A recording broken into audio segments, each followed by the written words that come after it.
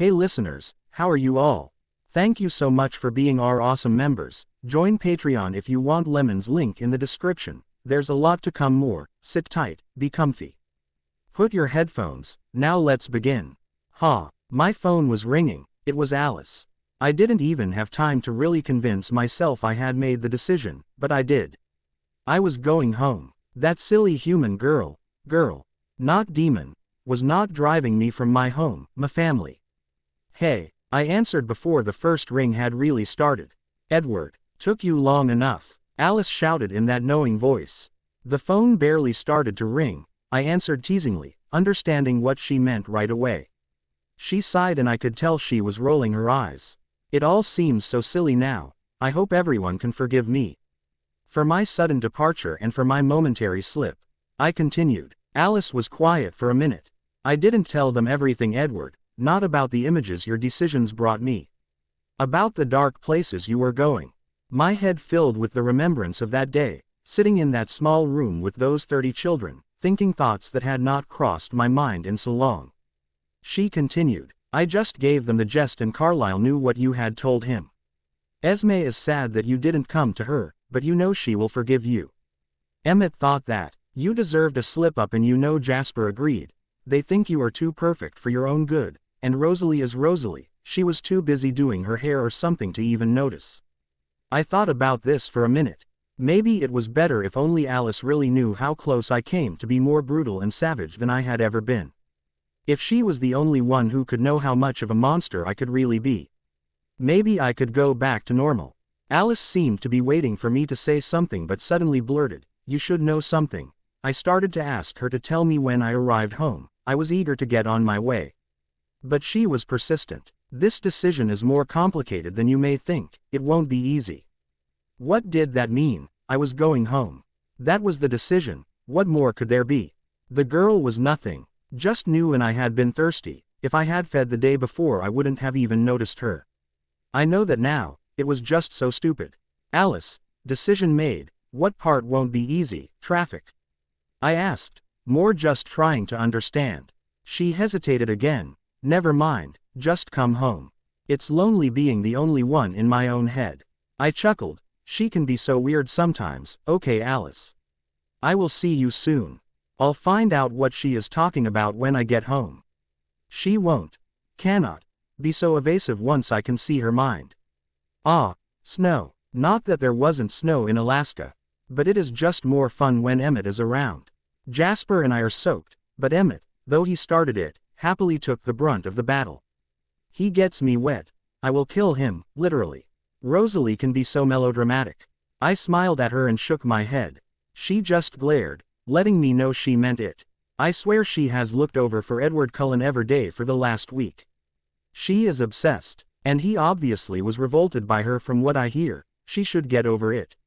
Like she doesn't have enough guys falling over themselves to get to talk to her. Mike, Eric, she doesn't know where to stop. At least, as long as I am her friend I get to.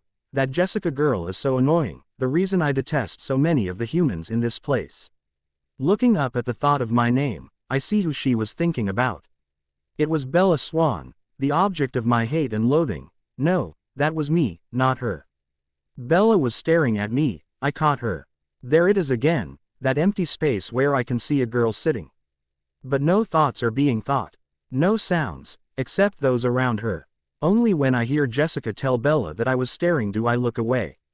I hate having to wait for her to say something out loud or to have to probe the puerile thoughts of her friends. I hear Bella confess, out loud or more in a shy whisper, that she doesn't think I like her. If she only knew. Like is the wrong word, desire is a good one. A monstrous desire to tear into her thin pale skin, releasing that delicious scent full force. Wait, I was just remembering that day. It was not going to happen again today, or ever. It was a moment of weakness. I am better than that. It will not happen again. I am strong enough to get through an hour sitting near her. A mere human, I do it every day. She is no different than the rest of them. She is so clueless and full of herself. Thinking Edward gave her a second thought. Really, he would not even give me the time of day, and I am much prettier than her. Her newness will wear off and everything would go back to normal. I quit listening when Jessica's thoughts left Bella. I'll try one of the others sitting at the table, Mike maybe, he seemed to pay a lot of attention to her. Snow. I cannot wait for school to be over, then it will be on. Maybe Bella will stay and join us, no help. There was the Angela girl, one of the more bearable children in this place, but she onl. Why thought of what she had to do this evening, and avoiding Newton's snow war after school. I look over one more time, to see if maybe I can at least see what Bella might be thinking, if just from her expression. She doesn't seem to be too excited about the impending parking lot onslaught of snow either. But I couldn't really know, I couldn't hear her thoughts, it was a guess. I don't like to guess.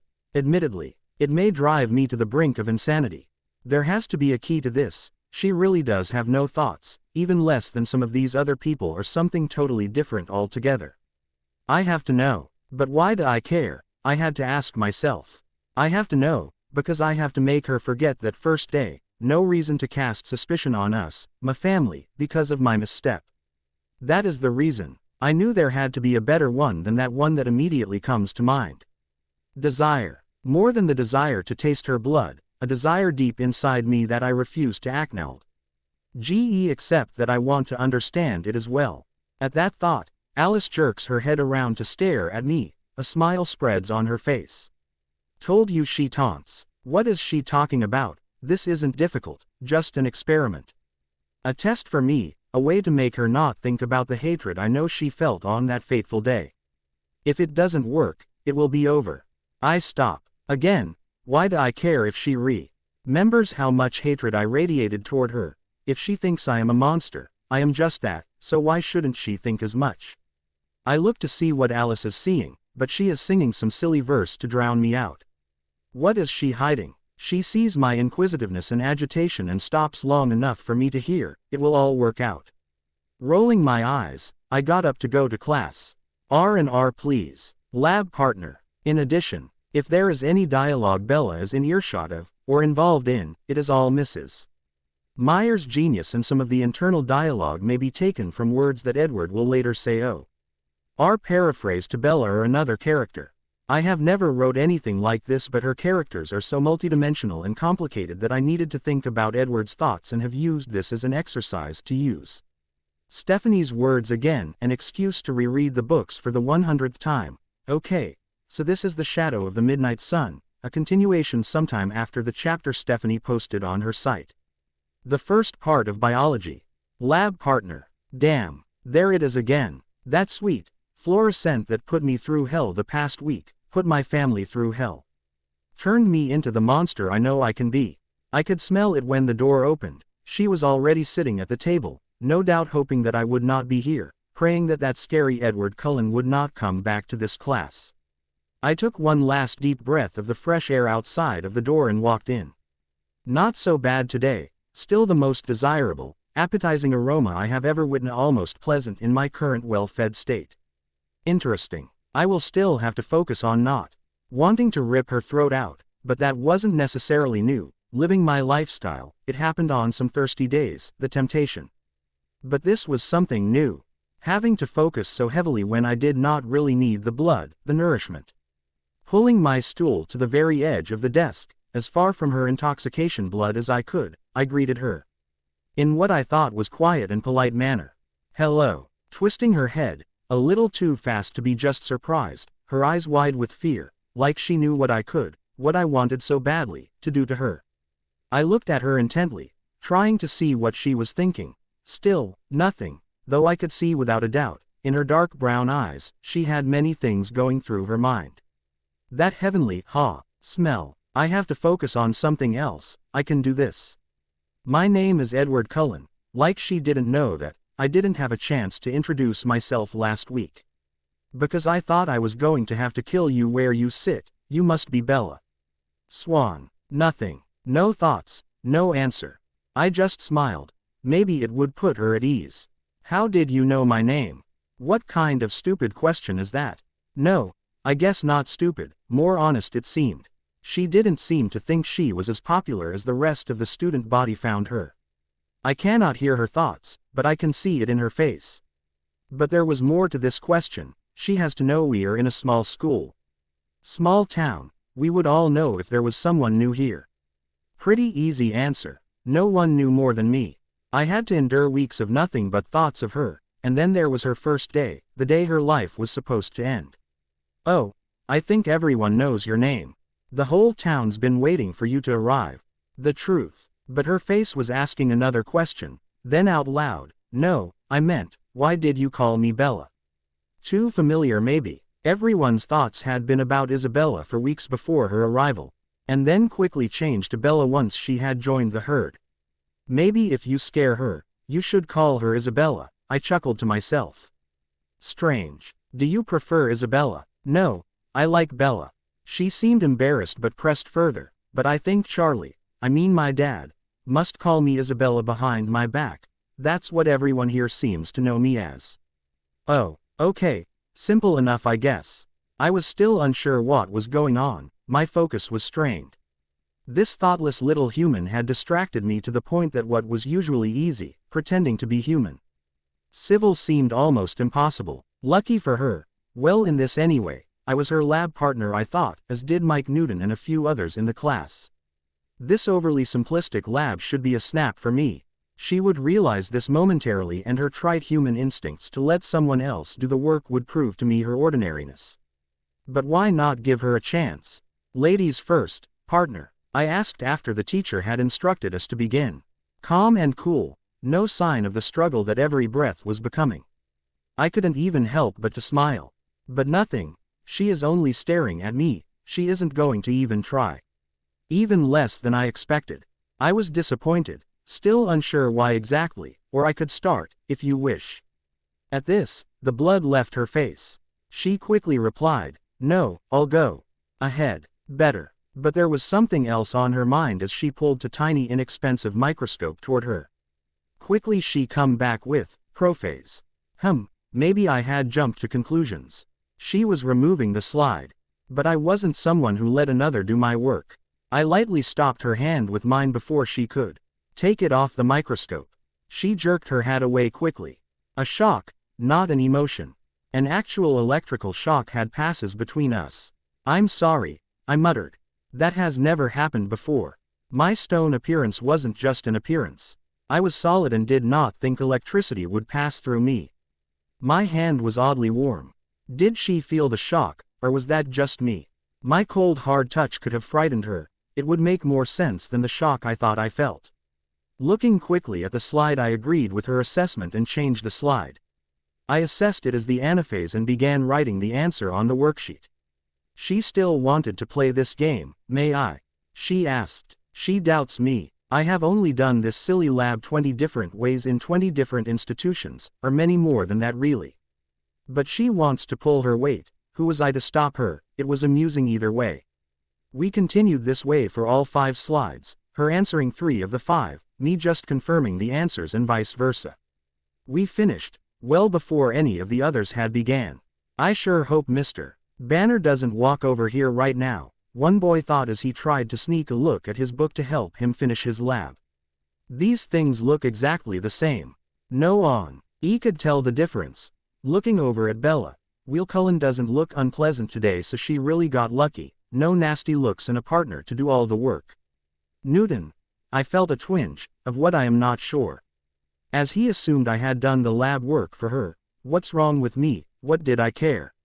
She is so pretty. I have to ask her out, but not yet. Be friends. Oh, damn, we are never going to get this done. I should just guess. Why do I can what this boy is thinking about my lab partner? That is all she is, my lab partner. Not to mention, the most delicious, tempting, irritating thing I have ever laid eyes on.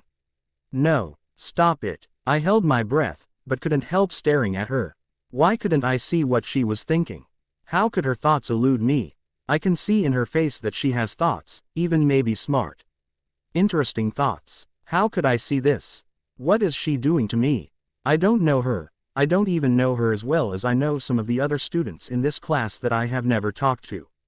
I could not know her, because her thoughts were invisible to me. She looked over at me after a long moment. I could tell she had been trying not to, but she lost that battle just as I had so long ago. Did you get contacts? She inquired suddenly, if not somewhat accusingly. What? I did not see that questions coming. Of course you didn't, Edward, you cannot see anything she is thinking. That was my own thought. Now I can hear myself more clearly than anyone as I focus on her. No, I answered quickly. This was dangerous. Most are afraid to look me in the eyes, sheesh. Old be afraid to look me in the eyes after last week. Does she know something? Is she guessing? She is observant, I will give her that, but does she have to be so prying? No, not prying, just curious. As anyone would be if someone's eyes went from being the color from the blackest pits of hell to a much more reasonable shade of unremarkable brown, someone who took notice of such things. I should just kill her, it would make me happy. And my family would be safe if I could do it without leaving any traces. I began to make the plans in my mind, again. That scent, beautiful and inviting. No, no, no. Fist clenched, I looked away. Mr. Banner was walking around the room, monitoring the progress of everyone's work. He arrived quickly to our lab table to evaluate our worksheet. I don't know why I bother. I think this boy knows more than I do about everything. All these Cullen kids shouldn't be in this class, should not even be in this school. So, Edward, didn't you think Isabella should get a chance with the microscope? Bella, I corrected. There it was again, that sudden urge to protect her. Actually, she identified 3 of the 5. Of course, another one, he thought. Have you done this lab before? He asked her. That answered my question about what she was thinking when she took the microscope for the first time. Not with onion root, she replied quietly. Whitefish blastula, he asked. Yeah, she answered, slightly embarrassed. All I could do is watch as she answered each question with brilliance in an advanced placement program in Phoenix. He continued. Yes, he wasn't happy. Well, I guess it's good you two are lab partners, he mused as he walked away. Just what I need, another one, he muttered out loud, but so that no one but me could have heard. She was very honest, painfully so. And smart, at least in the school sense. I need to continue to talk to her. Be normal, be unremarkable, I kept telling myself. My eyes, she could just push it aside if I was just another ordinary person. Her biology lab partner. Okay, I altered this a little. This chapter is done. Small talk will be chapter 3, it was getting so long. Please review. Is there too much verbatim from the text again? That does not belong to me.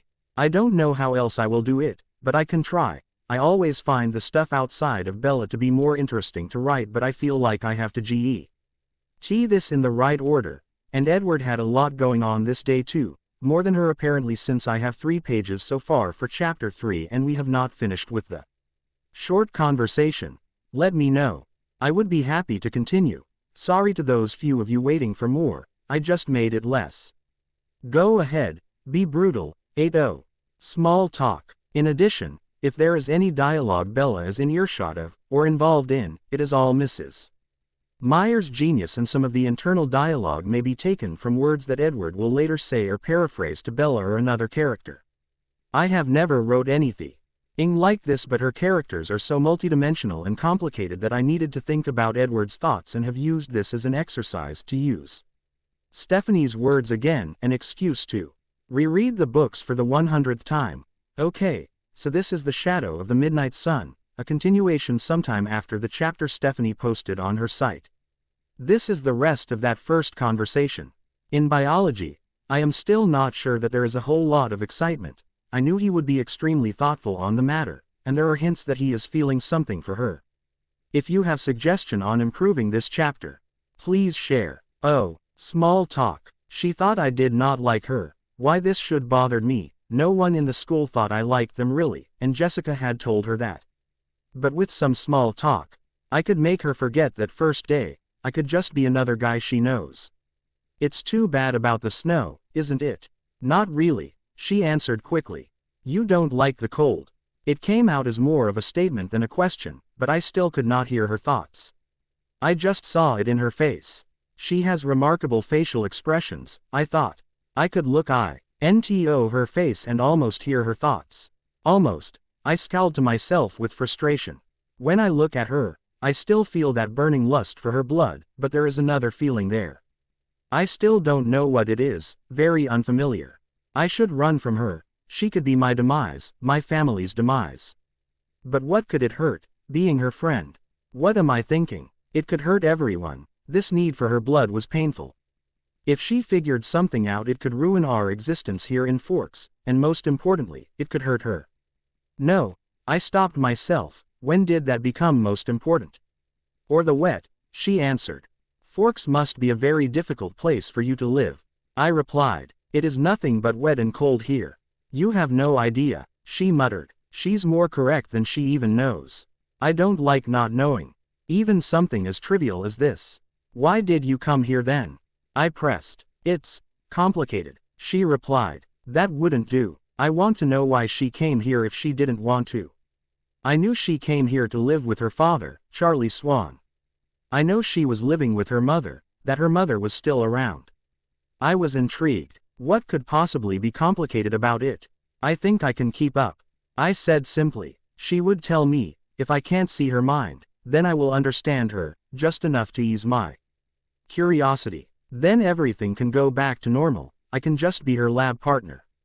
The alluring scent would fade to nothing like the rest of them and everyone would go about their own way. I didn't have to ask again.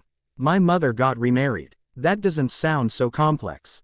She didn't like him. Not anything special, just a normal teenager who doesn't like her stepfather. But for some reason, I felt a twinge of sadness for this girl. When did this happen? I continued. I felt compelled to continue to ask questions as long as she seemed open to them. Last September. And you don't like him? I said aloud what I had been thinking. No, Phil is fine. Too young, maybe, but nice enough. This wasn't going as I thought it would. She didn't like him, so she threw a fit and came to live with her dad. That was the type of thing that human teenagers do, all teenagers do. Curiously, I asked her why she left. Phil travels a lot, he plays ball for a living, she replied. Not really a reason for leaving, interesting nonetheless. No, really it wasn't interesting at all. But for some reason, despite the longing for her blood, I am craving to know her. What a strange thing to crave. I have never wanted to know someone, especially not a human. Never wanted to understand someone. Not a silly teenage girl. What was going on here? I wanted to kill her, drink her blood, satisfy the monster inside of me screaming louder than he ever has, but I wanted to talk to her too, to know her. I had never experienced anything like it, nor did I ever want to again. I continued, despite myself, and your mother sent you here so that she could travel with him. I kind of like this game. I can read her thoughts without hearing them. It was those eyes, so wide and oddly deep. But she shot back, maybe a little defensive. No, she did not send me here. I sent myself. Okay, maybe I am not as good at this as I thought, or she is lying, that is more likely. After all, I have been studying humans for some time now. They lied, more than they even knew. But something in her eyes says that this is the truth. I want to be sure, I don't want to guess. On this, I can only ask, my curiosity is too much now, I don't want to end the conversation here. I don't understand, I admitted, again. Not an ordinary occurrence, me not understanding. So many new things today.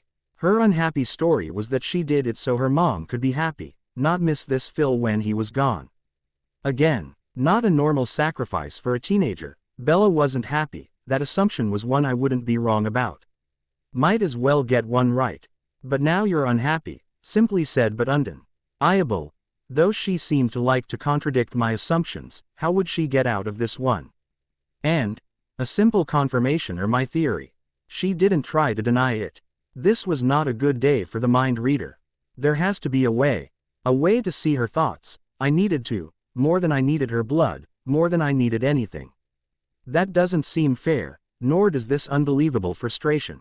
Through a soft chuckle, dark but soft. Hasn't anyone ever told you? Life isn't fair. Humph. I believe I have heard that before, I know that one all too well. I continue to stare at her. I have to break through this wall between her thoughts and me. It makes no sense. One small insignificant girl and her thoughts make a 100-year-old vampire. So crazy. One insignificant girl, her thoughts. And the sweetest blood I have ever smelled. Her thoughts wouldn't matter anymore if I just killed her, feasted on her delicious blood. My mind was not used to the heavy focus on nothing, the monster was breaking through. This thought, innocent as it really was, for I had no intention on hurting Bella today, was alarmingly painful. So that's all, she finished. How long had I been staring at her, trying to break into her thoughts? Why not play a little more? Guessing was still a little fun. I think I was getting the hang of it. She was sad, suffering. I told her I would bet as much, but that she was good at hiding it. Why it? But she wouldn't own up to it either, so I pressed, am I wrong? Don't disappoint now, Miss Swan. No lying. Still nothing. She didn't like my game, me knowing her innermost secrets, if only. I didn't think so. That said a little more smugly that I meant it. I wouldn't need her thoughts, they were in her expressive eyes, rather nice brown eyes. I hit a nerve. Why does it matter to you? She shot back finally. That's a very good question, said more to myself. I just couldn't understand my craving to play this game. I stare at her. She is trying very hard not to look at me. Burning a hole into the blank blackboard, looking annoyed. Was she upset with me? The thought of her torment at my questioning sent a stab of sorrow through me. What were these feelings and thoughts of this girl? This is only making it worse. Again, almost against my will, am I annoying you? I asked her. There may have been actual concern in that question. I wanted to make it better. Not exactly. I am more annoyed at myself, she blurted as she turned to look at me. My face is so easy to read. My mother always calls me her open book, she seemed to answer without candor. How wrong she is. On the contrary, I find you extremely difficult to read, I confessed. Why would I tell her that? She searched my face for a lie. She thought my observations had been good, but truthfully, for me they had been very subpar. Doubt still on her face, she observed, you must be a good reader then. Usually, I could not help but to smile at this. She was right, of course. She couldn't know how good of a reader I normally am. But why would I have given so much of myself away in this conversation? The teacher beckoned for the class's attention now, going through the Ab I had long forgotten in the midst of the interesting conversation I had just had with Bella Swan. There is something I cannot let go. I wanted to know this girl. I wanted to know her thoughts, her feelings, everything. I could not, of course. When I left the room, got away from the beautiful scent that now made me more than just ravenous, I would think this through and be rational. It was the intrigue, I know it. Nothing more. It couldn't be. The bell rang and I swiftly left the room, needing time to think and needing to get away from these confusing thoughts about the girl with no thoughts. Thanks for reading. Please review. I hope to update soon. Reviews give me a little more incentive. There are a few chapters between here and Edward saving her from Tyler's van, those my calm. Fast since they aren't based entirely on the books, crossing my fingers anyway. Perspective. In addition, if there is any dialogue Bella is in earshot of, or involved in, it is all Mrs. Myers' Genu. And some of the internal dialogue may be taken from words that Edward will later say or paraphrase to Bella or another character. I have never wrote anything like this, but her characters are so multi-dimensional and complicated that I needed to think about Edward's thoughts and have used this as an exercise to use Stephanie's words again, an excuse to reread the books for the 100th time. Okay, so this is The Shadow of the Midnight Sun, a continuation sometime after the chapter Stephanie posted on her site. A very short chapter with Edward skipping class and thinking a little about the conversation in biology. Perspective. I had not been to Spanish in a week, but one more day would not change anything. I knew the material, I could speak Spanish more fluently than most native speakers anyway. As far as my grade, for appearances, I know Mrs. Goff would let me make up anything I might have missed, she always had. Besides, I needed to think. I would sit in the car and wait for the hour for my siblings to be finished with their performances for the day. No surprise, Alice was waiting for me at the car. I saw her small form leaning against the Volvo with an amused look on her face. You made it. No harm done. Though I thought your head would explode when you tried to read her thoughts. She was poking fun at me. I wouldn't take the bait. I wasn't ready to talk about it. There was a lot to work out. Are we hunting again tonight? Alice and I had been going out every night with various other family members so that I could be sure the same thing that happened the first day with Bella never happened again. Tonight, I thought, I needed something else. I had not given any details to my brothers about how irresistible Bella had been to me. Maybe it was time I talked to them, brother to brother. The new feelings that stirred today were something beyond what I was willing to confide to my father, Carlyle, just yet. If I asked too many questions he would see through them. Emmett and Jasper would not be so perceptive. If you wouldn't mind, I would like to see if Emmett and Jasper would come out tonight. I watched her reaction carefully. I didn't want to offend her, she had been so understanding thus far. She smiled. No problem, I will tell Jas. She answered out loud this time, adding, I'll make sure Emmett doesn't argue. I smiled in thanks. You want me to stay with you? I don't mind missing English. She had a tone that told me she would rather be in class with Jasper, but she was willing to stay if I wanted her to. I didn't. I wanted to be alone with my thoughts. I just shook my head and waved her off. See you in an hour, little brother, and stop worrying, it will be great, she sang. She could be so strange, I thought as she skipped off. It wasn't like it was that same day I wanted to be alone after biology. I was not upset, just deep in thought on the previous hour. There was so much that happened. I wanted to think back on it, gain some perspective. Bella Swan. Her name. Simple and somewhat unimaginative, but the thought of it made my mind whirl. The memory of her enticing scent, her deep brown eyes, the silence behind the eyes, and something else. I had been able to pinpoint it during the conversation, but it was the expressions that had kept me asking questions. Innocent, shy, truthful, and embarrassed, her face said so much as she spoke. She was real, unlike so many of her classmates. Beautiful, I thought. I chuckled at this thought. So ordinary in her beauty, but I couldn't deny that I found her extraordinary. This was new, and so what if I found her beautiful? I found her appetizing as well, that was above all else. It did not change anything. It would be better if she were gone. These feelings would be gone, the danger would be gone. If I killed her, it would be over. I shook these thoughts from my head.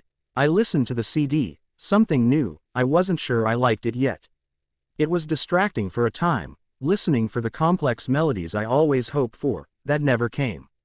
Music was so unsophisticated these days, though this one wasn't bad, just simplistic. My mind slowed down as it moved away from Bella. All seemed normal again as it had since I returned, until an hour ago. I resolved that I liked normal, no more confusion, no more Bella.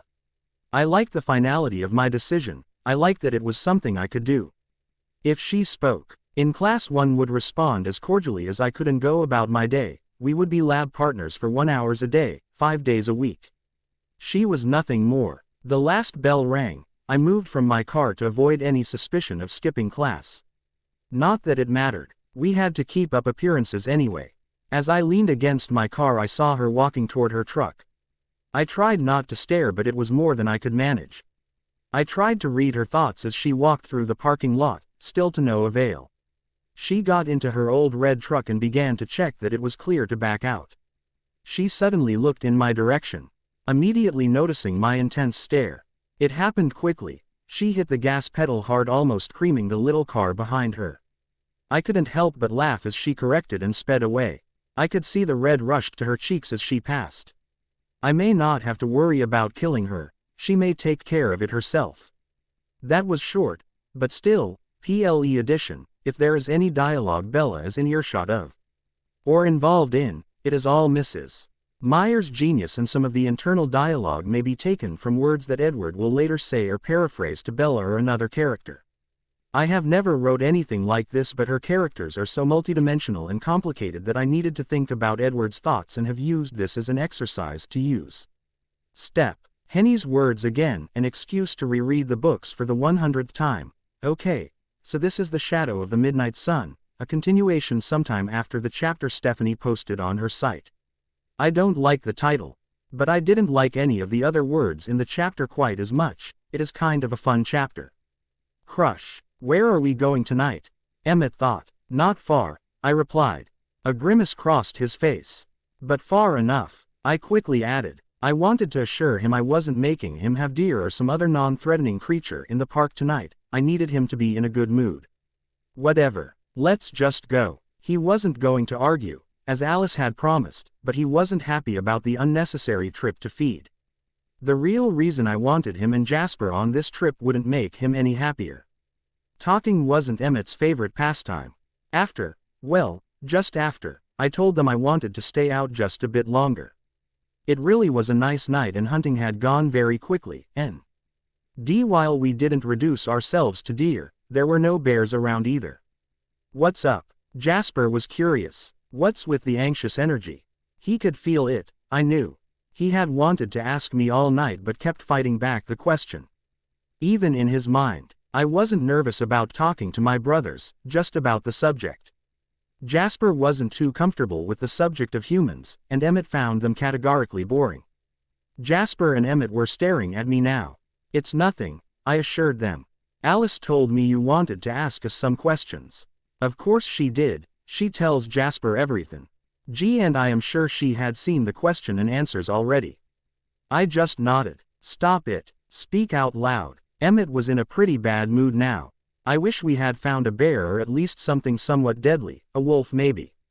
Sorry, man, Jasper finally answered, I am sure, feeling Emmett's irritation. Okay, I guess you both know why I have needed to hunt so much since I returned, but I wanted to talk to you about it, I started. I rarely had trouble communicating, especially with my family, but I didn't think this would be pleasant, not with Emmett in the mood he was in tonight. Yeah, because you have a craving for a human. Emmett found it funny. A smirk spread across his face to confirm this. I knew Jasper was somewhat amused as well, but knew all too well the difficulty I was having.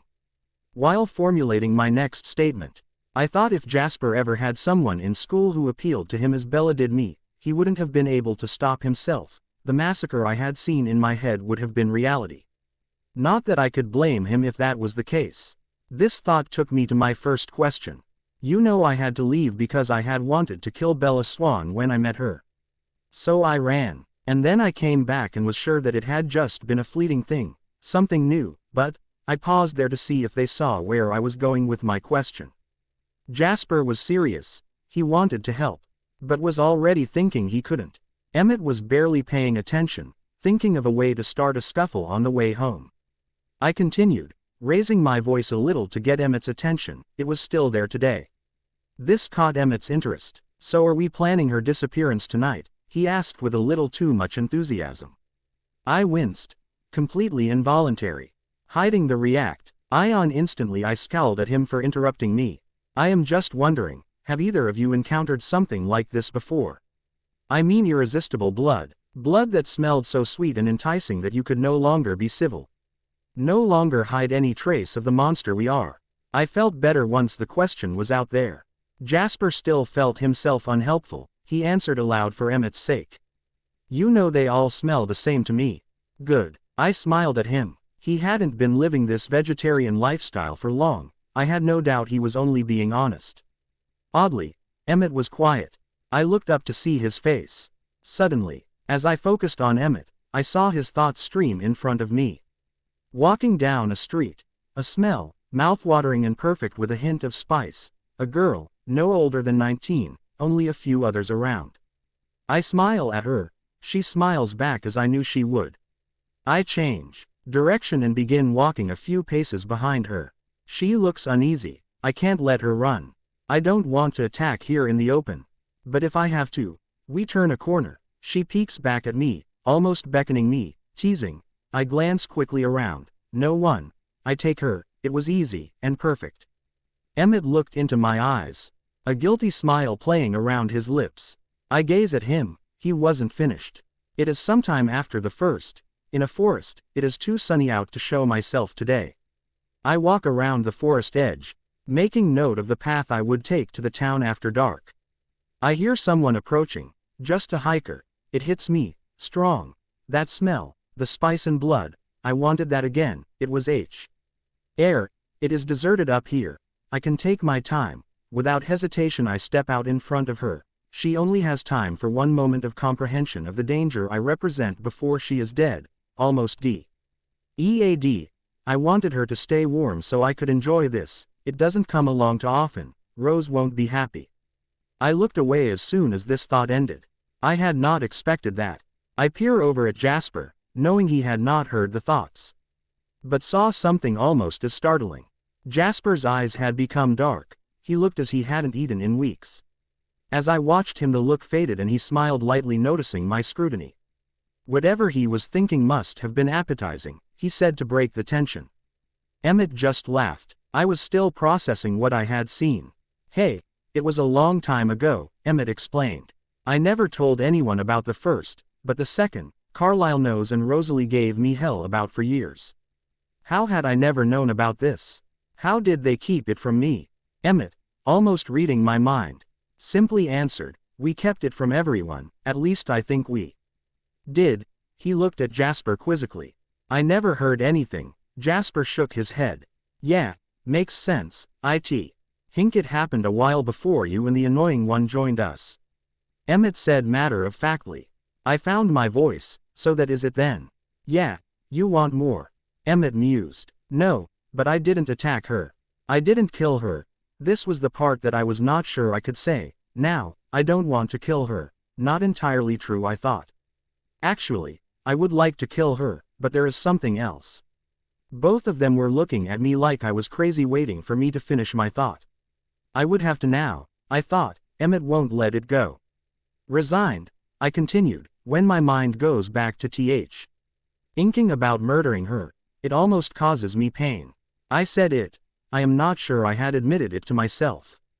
A smirk was on Emmett's face again. Jasper was still staring at me intently. It's worse na craving. You have a crush on a human. Emmett's mind and voice roared with laughter. Emmett thought he was funny. I looked for a more rational opinion from Jasper, but he had nothing. Poor Edward was all he thought. I narrowed my eyes at them, shaking my head, but neither of them let up. When you said all of the boys were excited about the Swan girl arriving, I didn't realize Emmett was enjoying this. Of all the silly things, a human. He was in disbelief. Edward, let's be rational. You would be better off offing her than lusting after her, Emmett reasoned. But Rose will be amused.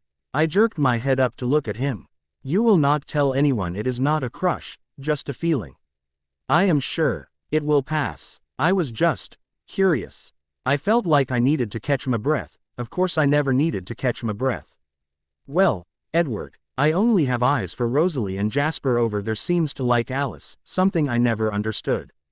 Emmett replied, shaking his head. He was near rolling now. Jasper reached over and gave him a shove, knocking him into a small tree 100 yards away. Emmett was still laughing as he got up. Jasper, to his credit, was at least fighting the urge to laugh at me too. It's no big deal. I just wondered if anything like this ever happened to one of you. I knew better. I sighed, rolling my eyes. Let's go. Emmett took off ahead of us, still chuckling to himself. Jasper turned and looked at me before we headed home. His eyes were concerned now, feeling my frustration and anger. Alice says it will be okay, he thought. I always bet on Alice, though she wouldn't exactly tell me what would happen. She always told him everything, but he was good at keeping secrets. He smiled back at me sheepishly as we started home. As we got closer to the house, Emmett seemed to calm a little. Jasper was stealing glances in my direction to gauge the changes in my mood he could feel. I wasn't irate anymore. I expected it from Emmett, no reason to be upset. I stopped as we came very close to home. My brothers obliged. Emmett, I started, please don't go blurting your theory to everyone, be a friend. I was almost begging. You know, little brother, knowing Rosalie. She probably would not be as amused as I was anyway. He had a heart sometimes. Besides, you should probably be asking old Jas the same thing. He is more likely to give you up. He was laughing again. I looked at Jasper. He smiled guiltily, knowing he would not have to tell Alice anything. She would already know everything that happened tonight. I won't say anything, he assured me. Thanks, W. As all I could get out before Alice was standing in the middle of our group. Hey guys, nice trip. She sung. Feel better? She asked me silently. She was just being nice. She knew what had happened. I could tell by the way her eyes twinkled that she had already had her laugh. That was a fun chapter to write. Hope you enjoyed it. Let me know. Translation. Review. Closing parenthesis. Were Jasper and Emmett's reactions believable? If not, Let me know what you think I should change. Oh, and thanks to all of you who have reviewed so far, it makes it so much more fun when I think someone else is enjoying it too. Weak. In addition, if there is any dialogue Bella is in earshot of, or involved in, it is all Mrs. Meyer's genius, and some of the internal dialogue may be taken from words that Edward will later say or paraphrase to Bella or another character.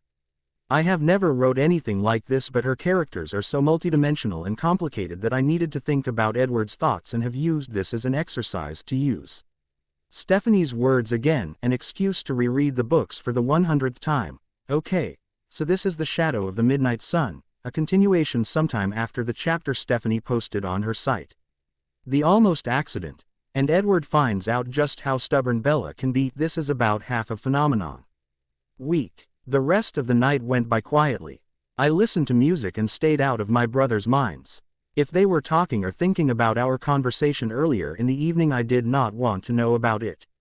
Finally, since when do I look forward to going to school, it was time to leave for school. We were a little early, but that happened sometimes. On the way I couldn't help but hear Emmett's constant teasing. Kind of anxious to get to school today, aren't we, Edward? Can't wait to see your girlfriend. I looked back at him with a sneer. Would this ever end?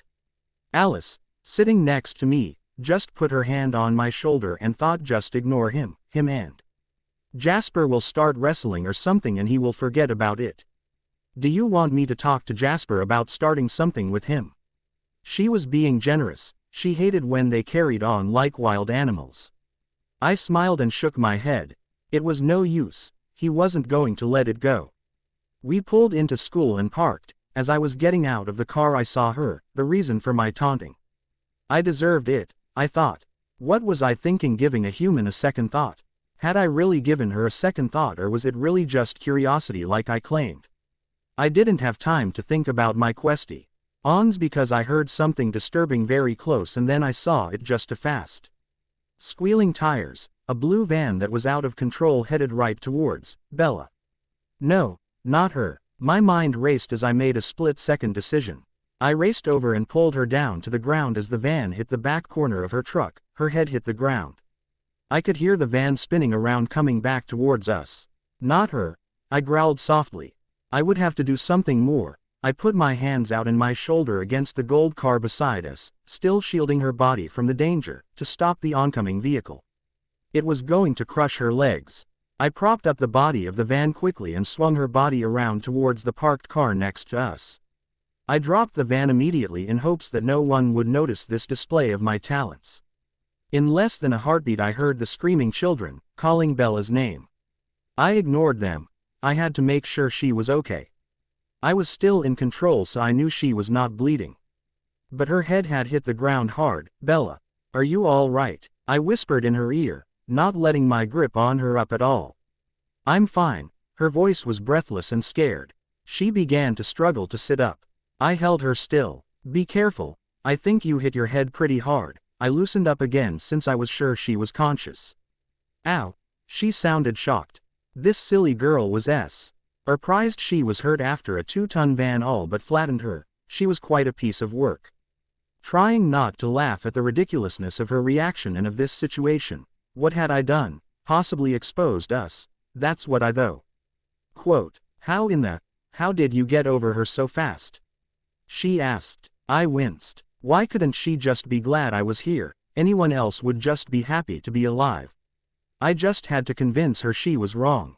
I was standing right next to you, Bella, I lied easily enough, leaving no room for doubt. She sat up and looked over at me. She was peering into my eyes, trying to find a hint of the lie I was telling. I moved away from her as the enticing scent overtook me, though I ignored it and continued to look at her. I let the worry I felt fill my features. This would be an understandable expression in these circumstances. She tried to move as the commotion around us became frantic. I pushed her down. But it's cold, she protested. I couldn't help but laugh to myself. She was worried about being cold instead of relieved to be alive. Since I wouldn't let her move, she decided she wanted to bring the subject back up of my sudden presence. You were over there. You were by your car. She had noticed me. My head whirled for a split second, and I brought myself back to reality. She had noticed me and now she did not want to be convinced that I had been near before the wreck. No, I wasn't. I put finality in my voice hoping to make her understand. I saw you. She was stubborn. Bella, I was standing with you. I pulled you out of the way. I told her. I gazed deep into her eyes. I had to convince her it was important. The alternative wasn't something I could live with, not now. She hesitates as I stared at her hard. No. She wouldn't be convinced. Please, Bella. I was pleading now. I needed her to understand. They were almost to us now and I couldn't have her tell them. I would have to end it before they got to us if she insisted on telling Somio. Nay, her suspicion about me moving too quickly for a human. If I could only see her mind, I could see what she was thinking, what she saw. Why, trust me, was the only response I could give her last attempt. I readied myself for her argument. I would just have to make it look as though I didn't save her, that the van had hit her in spite of my attempt to save her. If my heart still worked, this thought would have made it stop. She paused a moment and then answered, "Will you promise to explain everything to me later?" I could live with this. I wouldn't explain, but at least I would not have to kill her here and now. Why does she have to be so difficult? Why couldn't she just be happy I had been here and willing to just accept that I had been here, instead of needing to understand how I got here? Fine. The irritation in my voice was unmistakable. Fine, she said as a confirmation. My body relaxed. I didn't have to end her life here. Just in time our conversation had ended as the rescuers moved the van away from us. The paramedics were anxious, expecting to find a disaster. When they saw us sitting side by side on the ground they were relieved. Stretchers were brought over to carry us out on. I calmly stood up and waved them off. Bella tried to do the same but I insisted since she hit her head, and possibly because I realized this would irritate her as well, serves her right for being so stubborn. Standing in the open, leaving Bella's side for the first time in what seemed like hours I suddenly heard the familiar voices of my family. "What are you thinking?" Alice was upset. She liked it here. I wanted to finish school here, now we have to figure out something else. Why didn't I see this? She was searching her visions trying to find an answer. I didn't have time to see if she found it. "Edward, I can't believe you. You didn't want to like her. I can't believe you were this weak. It would have been over." Rosalie knew, obviously. I looked over at Emmett. He shook his head. Now that was stupid. Exposed over a stupid crush. Only Jasper had any sympathy at all. Poor Edward was all he thought again. They were right of course, I was weak. If I had just let this happen, let Isabella Swan be hit by a van. Ending her life, her enticing blood and intriguing mind would have no longer been an issue. We never intervene in the lives of humans, it was too dangerous, we could be exposed. Bella had promised, I thought to myself, but since when did a promise mean anything to a human? I knew I couldn't trust it, I knew I had messed up. The EMT wanted me to go to the hospital, I wanted to go there too. I needed to talk to Carlisle. Bella scowled at me as I walked past her, being put in the back of the ambulance on the gurney with a neck brace on. I did not look at her. I quickly took my place in the front of the cab to await our departure. My thoughts raced through the events of the morning. Why had I interfered? It was fate. She was supposed to die. Someone as fragile and weak as her could not live long in the world. More than that, the smell of her blood, that had spelled her doom. She was dead on that day. My will had been the only thing that kept her alive, and here I was again. Saving her from her fate. I had to talk to Carlisle. Maybe he would have an answer. I would have to tell him everything now, admit my weakness to my father. Okay. Carlisle and EDW. I'd have a father-son talk next, and then the rest of phenomenon. The fight is coming up so I am getting anxious, let me know. Worry. In addition, if there is any dialogue Bella is in earshot of, or involved in, it is all Mrs. Meyer's genius and some of the internal dialogue may be taken from words that Edward will later say or paraphrase to Bella or another character. I have never wrote Annette Hing like this but her characters are so multidimensional and complicated that I needed to think about Edward's thoughts and have used this as an exercise to use Stephanie's words again and excuse T.O. reread the books for the 100th time. Okay, so this is The Shadow of a Midnight Sun, a continuation sometime after the chapter Stephanie posted on her site. The hospital. Another chapter before I could get to the big fight. Worry. I move into the hospital as quickly as I could, searching the minds of the occupants of the building for Carlisle. I found him. He knew I was here, he knew what I had done. They sent her for an X-ray, he thought as I approached him in the hall. I looked at him. I should be used to his calmness after 100 years, but the calm in the midst of my mistake seemed out of place. He was still going about his normal business. He saw the worry in my face. Come to my office, we can talk there. He nodded down the hall in the direction of his office. I followed obediently. As he closed the door, I slumped down in the chair in front of his desk. He pulled the second chair in front of me and looked me in the eyes. Edward, tell me what is going on. He looked worried now. Here was my father, the man who had cared for me so long. I had ruined our quiet existence in this nice town with one brainless decision, yet he was concerned about me. I don't know what is happening. It's the girl. I tried. I wasn't used to feeling this helpless. I didn't like it. I think I convinced her not to say anything for now, but I am not sure how long she will keep her promise. I needed to explain myself. I just couldn't find the words. This had been happening a lot lately. Son, we all make mistakes. Maybe it will work out. He seemed almost sure of it. I searched his thoughts and saw that Alice had told him that we had nothing to worry about yet. So, Bella will keep her promise, but for how long? When I couldn't offer her an explanation, what would she do then? I thought about the possibilities that she might keep her word. We can't be sure. Alice was not always right. Let's worry about it when the time comes. He looked at me hard again. Tell me how this happened, why you put yourself in this situation. He had a right to know. I had put him in the situation too.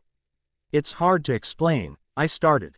You know what I told you about the smell of her blood and what it does to me. Well, there is another odd complication. I almost laughed at my use of the word complication. This didn't even begin to explain it. Carlisle didn't guess. He waited for me to finish. Emmett called it a crush.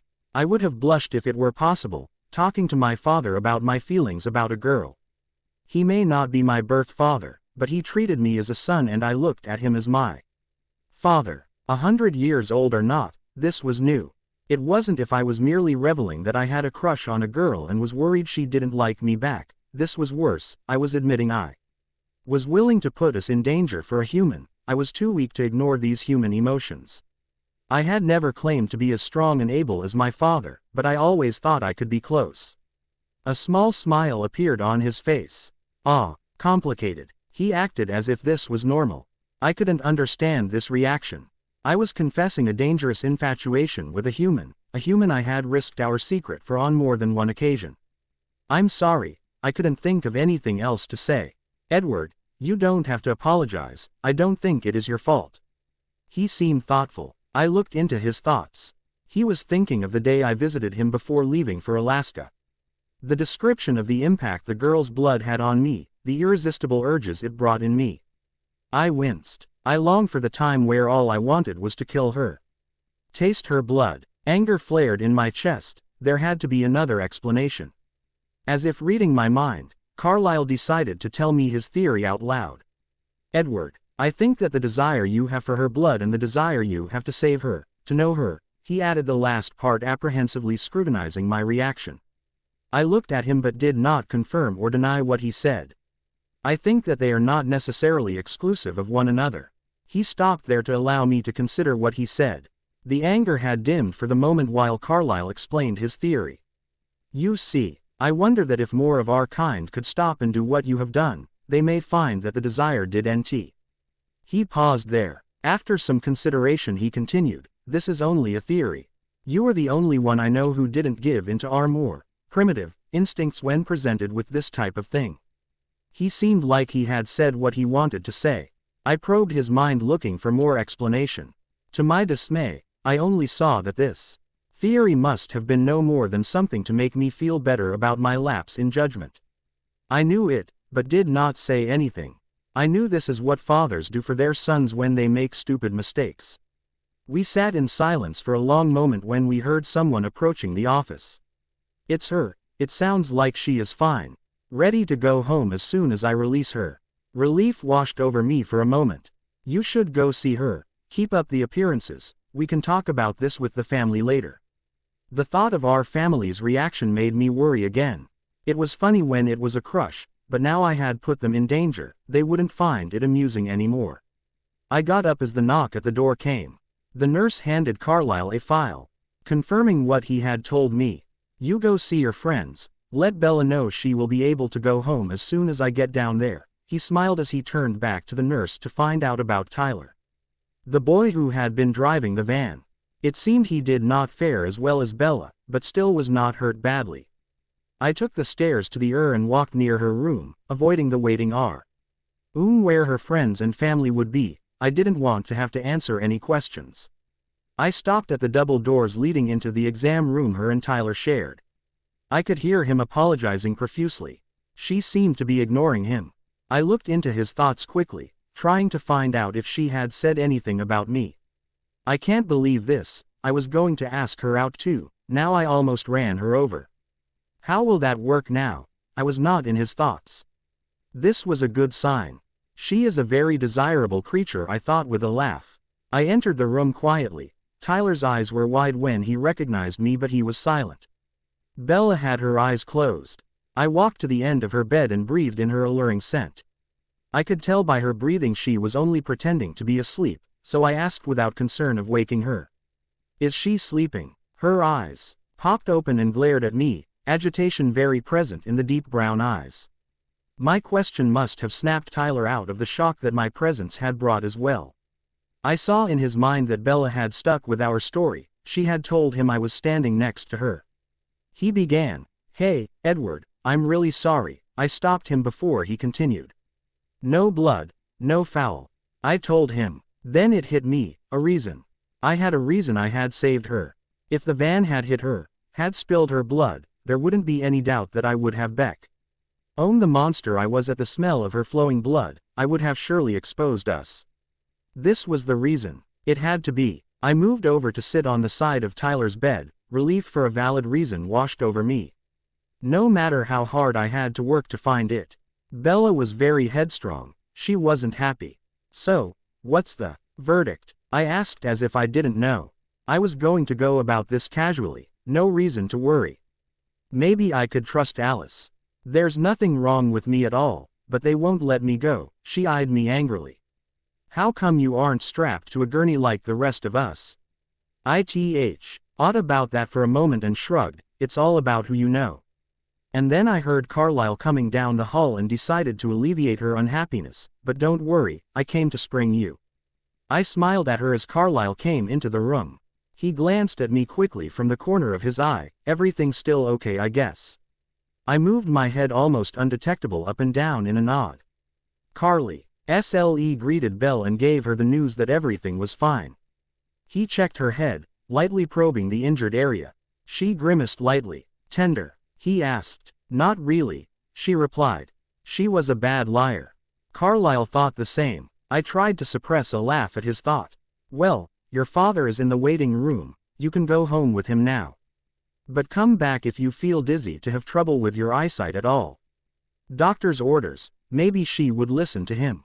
"Can't I go back to school?" she asked. What a strange girl. A free pass from the monotony of school, yet she wants to go back. I couldn't imagine why, and since I can't see her thoughts, I guess I couldn't know. Carlyle tried to reason with her. "Maybe you should take it easy today. She just almost got crushed by a van. You would think she would want to go home." I was glad she wasn't only a mystery to me. "Does he get to go to school?" She sent me a spiteful glare.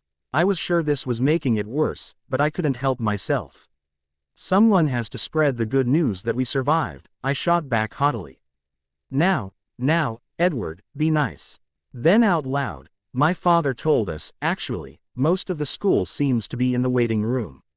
I felt the air change as the blush went to her face. Beautiful, I thought. "Oh, no," she moaned, throwing her hands to her face.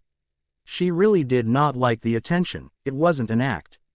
Amused now, Carlyle asked, "Do you want to stay?" Interesting girl.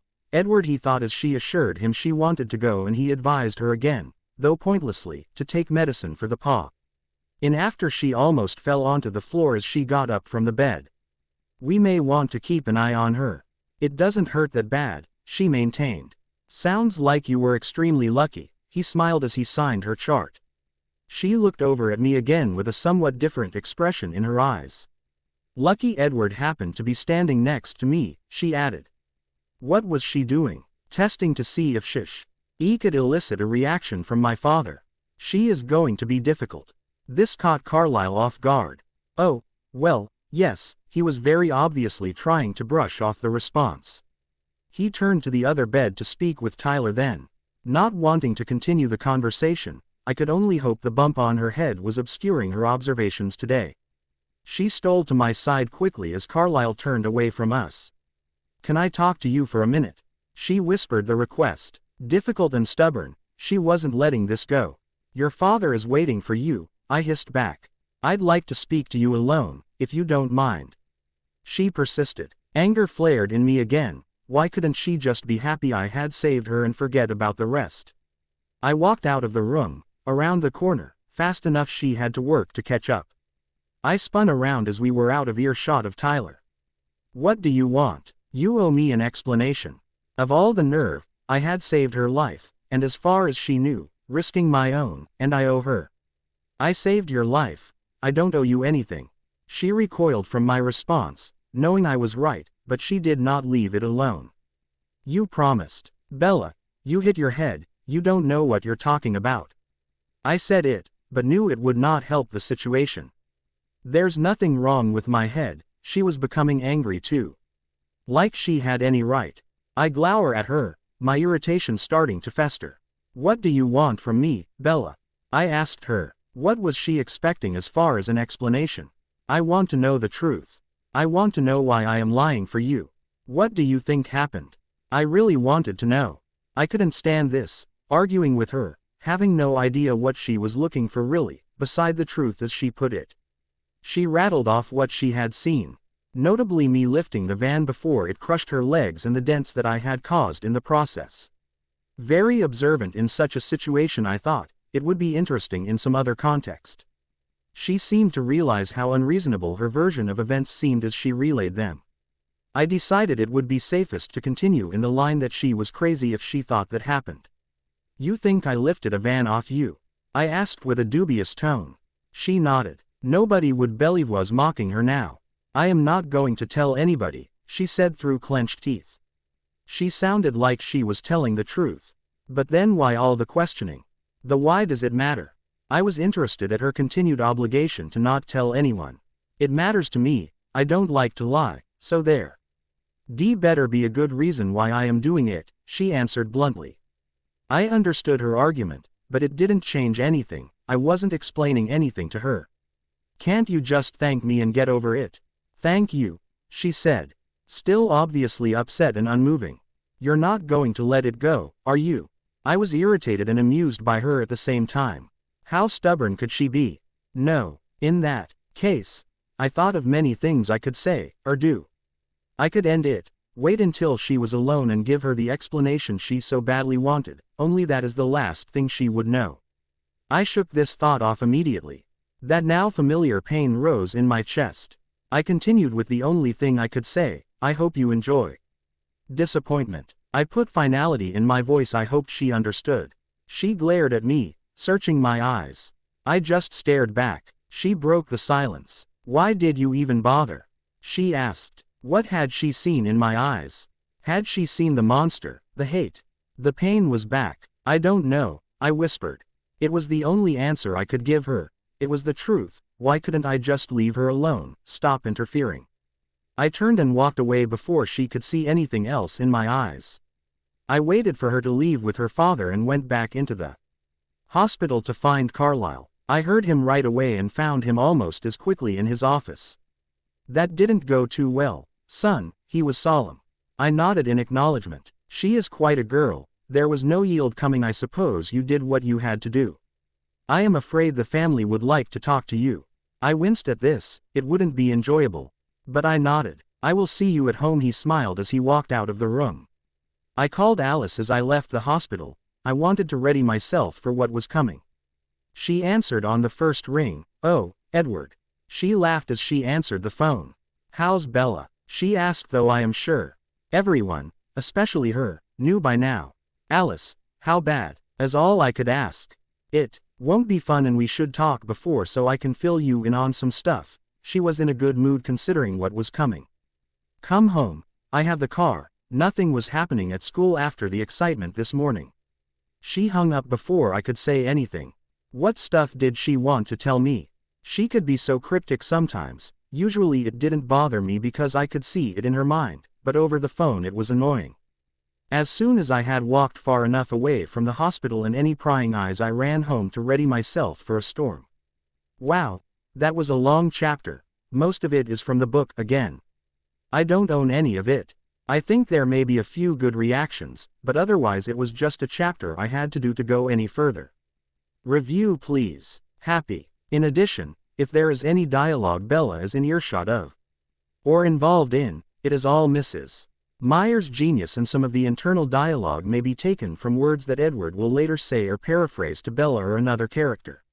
I have never wrote anything like this, but her characters are so multidimensional and complicated that I needed to think about Edward's thoughts and have used this as an exercise to use Chevenix's words again, an excuse to reread the books for the 100th time. Okay, so this is The Shadow of a Midnight Sun, a continuation sometime after the chapter Stephanie posted on her site.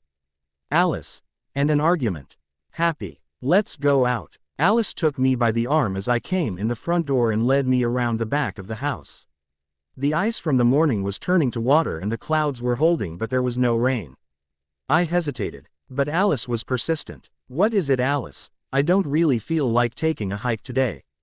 You don't want to go in the house right now. You might want to wait for Carlisle. She had a point. There would be no reasoning with just the three of them. I could hear their contemptuous thoughts on the lawn. Even Jasper was no longer taking pity on me. He had other ideas for the situation. I blocked them out quickly. I didn't need to hear it now. I would get plenty later. Okay, Alice, we are far enough from the house. The others cannot hear us. I stopped in fro. NT of her once we were deep into the trees. I want to show you something. I sighed loudly, still not in the mood for cryptic conversations. It is good, you will see, she added quickly. I didn't say anything. She was the one who wanted to talk. So, it is about Bella. My stomach would have fell with the thought of her name, if it actually could have. Alice looked at me with concern. You okay? I'm fine. Could you just show me what we came out here for? I snapped. Yeah, fine. She seemed to be stalling. Edward, I need you to remember, this is supposed to be a good thing. I stood there in front of her, becoming more and more irritated by the moment. She saw this and decided to go on. I watched her as she seemed to be summoning up something in her head. I knew this meant she would be showing me a vision. A vision of Bella. Why would Alice have a vision of Bella? Unless, no, I couldn't see how I could. I should do it. All the problems would be over. It is what Rose, Emmett, and Jasp were going to suggest, but I couldn't. I was shaking my head at the thought. Edward, Alice brought me back to reality. Are you going to read my vision or not? It is important. Yeah, fine, okay. I tried to focus. Reading Alice's visions was sometimes jarring, much more vivid than the average though. I braced my mind for it, for whatever it was that Alice thought was good news. Then it came, in flashes, Bella and I in my car, Bella and I in my meadow, Bella and I in a room that must be her bedroom, the sweet aroma of her blood. This was confusing. I pulled myself out of Alice's mental picture. But she grabbed my arm and looked directly into my eyes. No, there is more, she thought with urgency. I looked back at her, not ready to see what she wanted me to see. It was nothing at first. Bella and I can't tell where or when. We look happy, but there is something different. Not with me, I look the same, of course, but Bella, she is very pale, more so than normal, still beautiful, the scent of her still present, but it hit me hard. No, I jumped back from Alice's touch as if she was causing the pain I felt. I glared at her. How had she thought this was good? This was bad. Edward, she doesn't expose us. It will be okay. She did not see the problem with her vision. But she is dead, Alice. My voice louder than I had meant it to be. No, Edward, she is one of us, you and her. You are in love. You are even more. A growl rose in my chest. She looked shocked and confused by my reaction. Did I show you the wrong vision? She was searching her mind to find it again. I spoke fast to stop her. You showed me the right vision, Alice. I scowled at her. You don't honestly think I would let that happen, do you? Still somewhat distressed by the way the conversation was going, Alice looked at me. Why wouldn't you want this, Edward? You would be happy. At what expense, Alice? Her life. I shook my head. It would be her choice. I saw it. It could change. She has to make the decision. But for now that seems to be the path. I would never give her that choice, I told her matter-of-factly. Besides, if those three have any say, her life will be over tonight, and since those predictions obviously happen in the future, you must be wrong. I don't think so. I have been having them since that first day, even before you left. I had been so wrapped up in jazz I had pushed them back, but they have been there. She was sad now. She had thought I would take this differently. I just want you to be happy, like in my visions. I shook my head. This would not back to normal would make me happy, I told her truthfully. You have never been happy, Edward, you just exist. I see that you can be happy, why can't you accept it? Alice, I am not going to talk about this. I turned her quickly and began walking toward the house. She was right behind me, her mood changing now to match mine. I just wanted you to know why I would be taking your side today so we wouldn't waste time with the questions. I stopped and turned around to look her in the face. Alice, if that vision is the reason you are on my side, you are unquestionably not. She stuck her tongue out me in rebuttal. I rolled my eyes and headed back to the house. Carlisle had just arrived. I had been at the house for a couple of hours, staying near Carlisle so that this wouldn't start until he was ready. The continuous flow of venomous thoughts from the entire house, even Alice, though she maintained she was on my side, told me this would be bad. Carlisle called everyone down sooner than I had imagined. Let's get this taken care of, he thought when he saw the horror on my face. We are all adults, they will be reasonable. I wish I could believe this, but I knew better. I could hear them, practically ready to tear me to shreds. Everyone gathered in the dining room, family meetings being the only time we used this room, normally only for show in case of a guest. I stood on the far end of the room, not making eye contact with any of them. Carlisle started, so everyone knows why we are here. We need to decide what we should do, if we should do anything, about this situation. Easy enough, we get rid of the girl while we still can. Emmett had been picturing ways to make Bella's death look like an accident all afternoon. Only one solution if we want to stay here. Jasper wasn't as excited by the prospect of killing this human as he might have been, but it was still the only resolution he had. I have better things to do than talk about that stupid girl, Rosalie twisting her mouth in the nastiest grin she could manage. Aloud she remarked, he has to get rid of her or leave, but since there are 7 of us and we don't want to leave, and only one of her for now, it would be easy enough to get rid of her. I agree. Jasper seconded her thought, adding a guilty shrug towards me. I'll help. Emmett chimed in, malevolence in his snarl. I stepped forward now, the anger in my voice uncontrollable. This is not your decision to make. I told them, she isn't an old dog that will be forgotten, there are dangers in killing her too. I wasn't concerned with these dangers but could not tell them the truth. Man. You are the one who decided her fate when you sprinted across the parking lot to save her, Emmett's tone matched mine. Don't blame us that you have to do this. If she goes blabbing to those children at that school, or her dad, we will be the ones that are in danger, all because you can't control yourself around some useless human. Rosalie smirked at me, enjoying Emmett's tirade. Growls filled the room as I ready myself to spring at Emmett. Now, boys, calm down. Carlisle interceded calmly. This is of course Edward's mess to clean up, but according to Alice it isn't a problem. I don't see any need in killing this poor girl or us moving on right now. He looked over at me. Maybe if I left, she would forget about me and what I did. I could live with that. Emmett and Rosalie were not happy with this idea. Still too dangerous. It is ridiculous to keep her alive. Esme. I looked at my mother. A sad smile on her face. She thought, do whatever you need to do. I just "And you to be happy and wish you would stay here with us." I nodded slowly. Alice stood up from her chair. I glared at her in warning. "Whatever, Edward, this is silly." "Listen, I see it all, it works out." She told everyone. "Oh, well, Alice says it all works out, and we all know how right she always is." Emmett's voice full of sarcasm now. Jasper jumped up in Alice's defense, putting himself between her and Emmett. She pushed him back into his chair. "Don't get involved, you obviously feel the same way." He flinched at the anger in her voice. It was time to end this. "Okay." I raised my voice. Obi heard over the growls between Alice and Emmett, Jasper still ready to spring if Emmett made a move. "I am not going to kill her and I am not going to leave. I will watch and see what she does. If I get the slightest hint she is going to expose us, I will change my plan." Emmett and Rosalie rolled their eyes in unison. "Yeah, because doing nothing worked so well before," Rosalie shot back at me. "I will keep my distance. Give her no reason to look at me, any of us, and more than she has to. She will go on with her life and us with ours. We trust you, Edward." Carlyle smiled. I didn't think he spoke for everyone.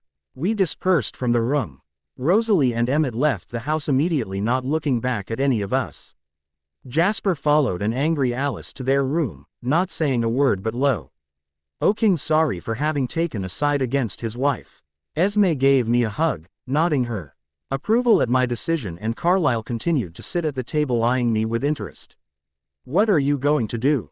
he asked. "Just as I said, I will keep a watch for any suspicious thoughts about us. I always do, and I will stay as far as possible from her." He nodded. "Sounds good, just let us know if we should worry." He has not sign of concern in his voice. Seemed like a plan to me, one that everyone could eventually be happy with. Question mark. If we had Alice in Twilight, we wouldn't have needed the other books. 80. Let me know what you think. Working. In addition, if there is any dialogue Bella is in earshot of, or involved in, it is all Mrs. Meyer's genius, and some of the internal dialogue may be taken f. wrong words that Edward will later say or paraphrase to Bella or another character. The month Edward ignored Bella. A big thanks to Asirimus, my beta reader, because of her Edward has a much more graceful vocabulary. Working. I left the house after the argument, not sure where I was going, just knew that I had to clear my head. I decided that there was only one place I could go where I would be sure to be alone. I ran towards the small clearing deep in the woods. I liked going to this place. In my head I called it my meadow. It was mine. I had never shared it with anyone. I had never seen anyone else there. I could be there and it would be quiet. With the voices of everyone around me constantly in my head, there were very few places I could truly be alone. As I arrived, I slowed, thinking out the vision Alice had shown me earlier. I had seen myself, with Bella, here in my sanctuary. Moreover, in the vision, it was the brightest of days. I laughed at this thought. If Bella, or any human, were to see one of us in the sun, she wouldn't be just sitting and enjoying a nice day in a meadow, she would be running scared. That would be the normal human reaction. To such a sight, there must be Asic instincts would tell them that there was danger, beauty, but danger. The vision was wrong, all wrong. This little human, more breakable than most, meant nothing to me, I tried to tell myself. She was just a curiosity because of her strange ability, albeit one unknown to her, to hide her thoughts from me. I could let this go, her thoughts were of no significance. I would have to listen for any sign of betrayal, any sign that she was going to tell someone what had actually happened, but I would not have any other reason to pay any further attention to her. If fate decided, once again, to take her, I would let it happen. It wasn't of any importance to me. My thoughts drifted back to that impossible vision. Why had Alice shown it to me? Furthermore, how could she have this vision? Bella didn't know what we were, she couldn't. So she would never become one of us, no matter what decision was made. I smiled to myself. Alice's vision had to have changed after this afternoon. My decision changed it, I was sure. I sat in the meadow, readying myself for the next day. I would listen, I would not engage her, and Anne would go back to normal. No matter what, I repeated aloud. Nothing. No one thought of anyone but Bella. She was surrounded by people all day, They made her replay the whole scene over and over. I could hear her, obviously annoyed, telling them how I had saved her. Maintaining I was beside her all along. Though a couple mentioned they had not seen me until after, none of them paid me any mind. They all worked so hard to pretend we weren't here, they had no interest in my part of the story. Their instincts naturally made them refrain from any curiosity. That is, everyone but Mike Newton. He heard her, every time she retold the story, giving me credit for saving her life, and each time his thoughts would become envious, as if I were lucky to have gotten the chance. Stupid Cullen, why couldn't it have been me beside her? I want her to notice me, and all she can do is talk about how he saved her. I smiled to myself, thinking of what it would have meant if he had been with her at the moment. They would both be dead. Now, I had no doubt. He should be thanking me for saving his girlfriend, I thought, humorlessly. Oddly, I flinched at the word.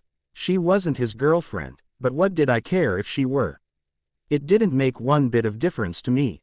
I continued to listen for any change in her story, any hint that she was telling Jessica about how I had been across the parking lot or that I had lifted the van. I bet she loves this, more attention for Bella. Everyone is so worried about poor Bella. She didn't even get a scratch. Mike hangs on her every word like she is so interesting. I hate this. If only I could hear what Bella was thinking. I wouldn't have to let this annoying child in my head. Anything we need to worry about? Alice asked, though no real curiosity was in the question. I shook my head at her, lowering my eyes. It was lunch, I needed to listen. There was plenty of time for Bella to tell someone what she thought had actually happened. I needed to focus.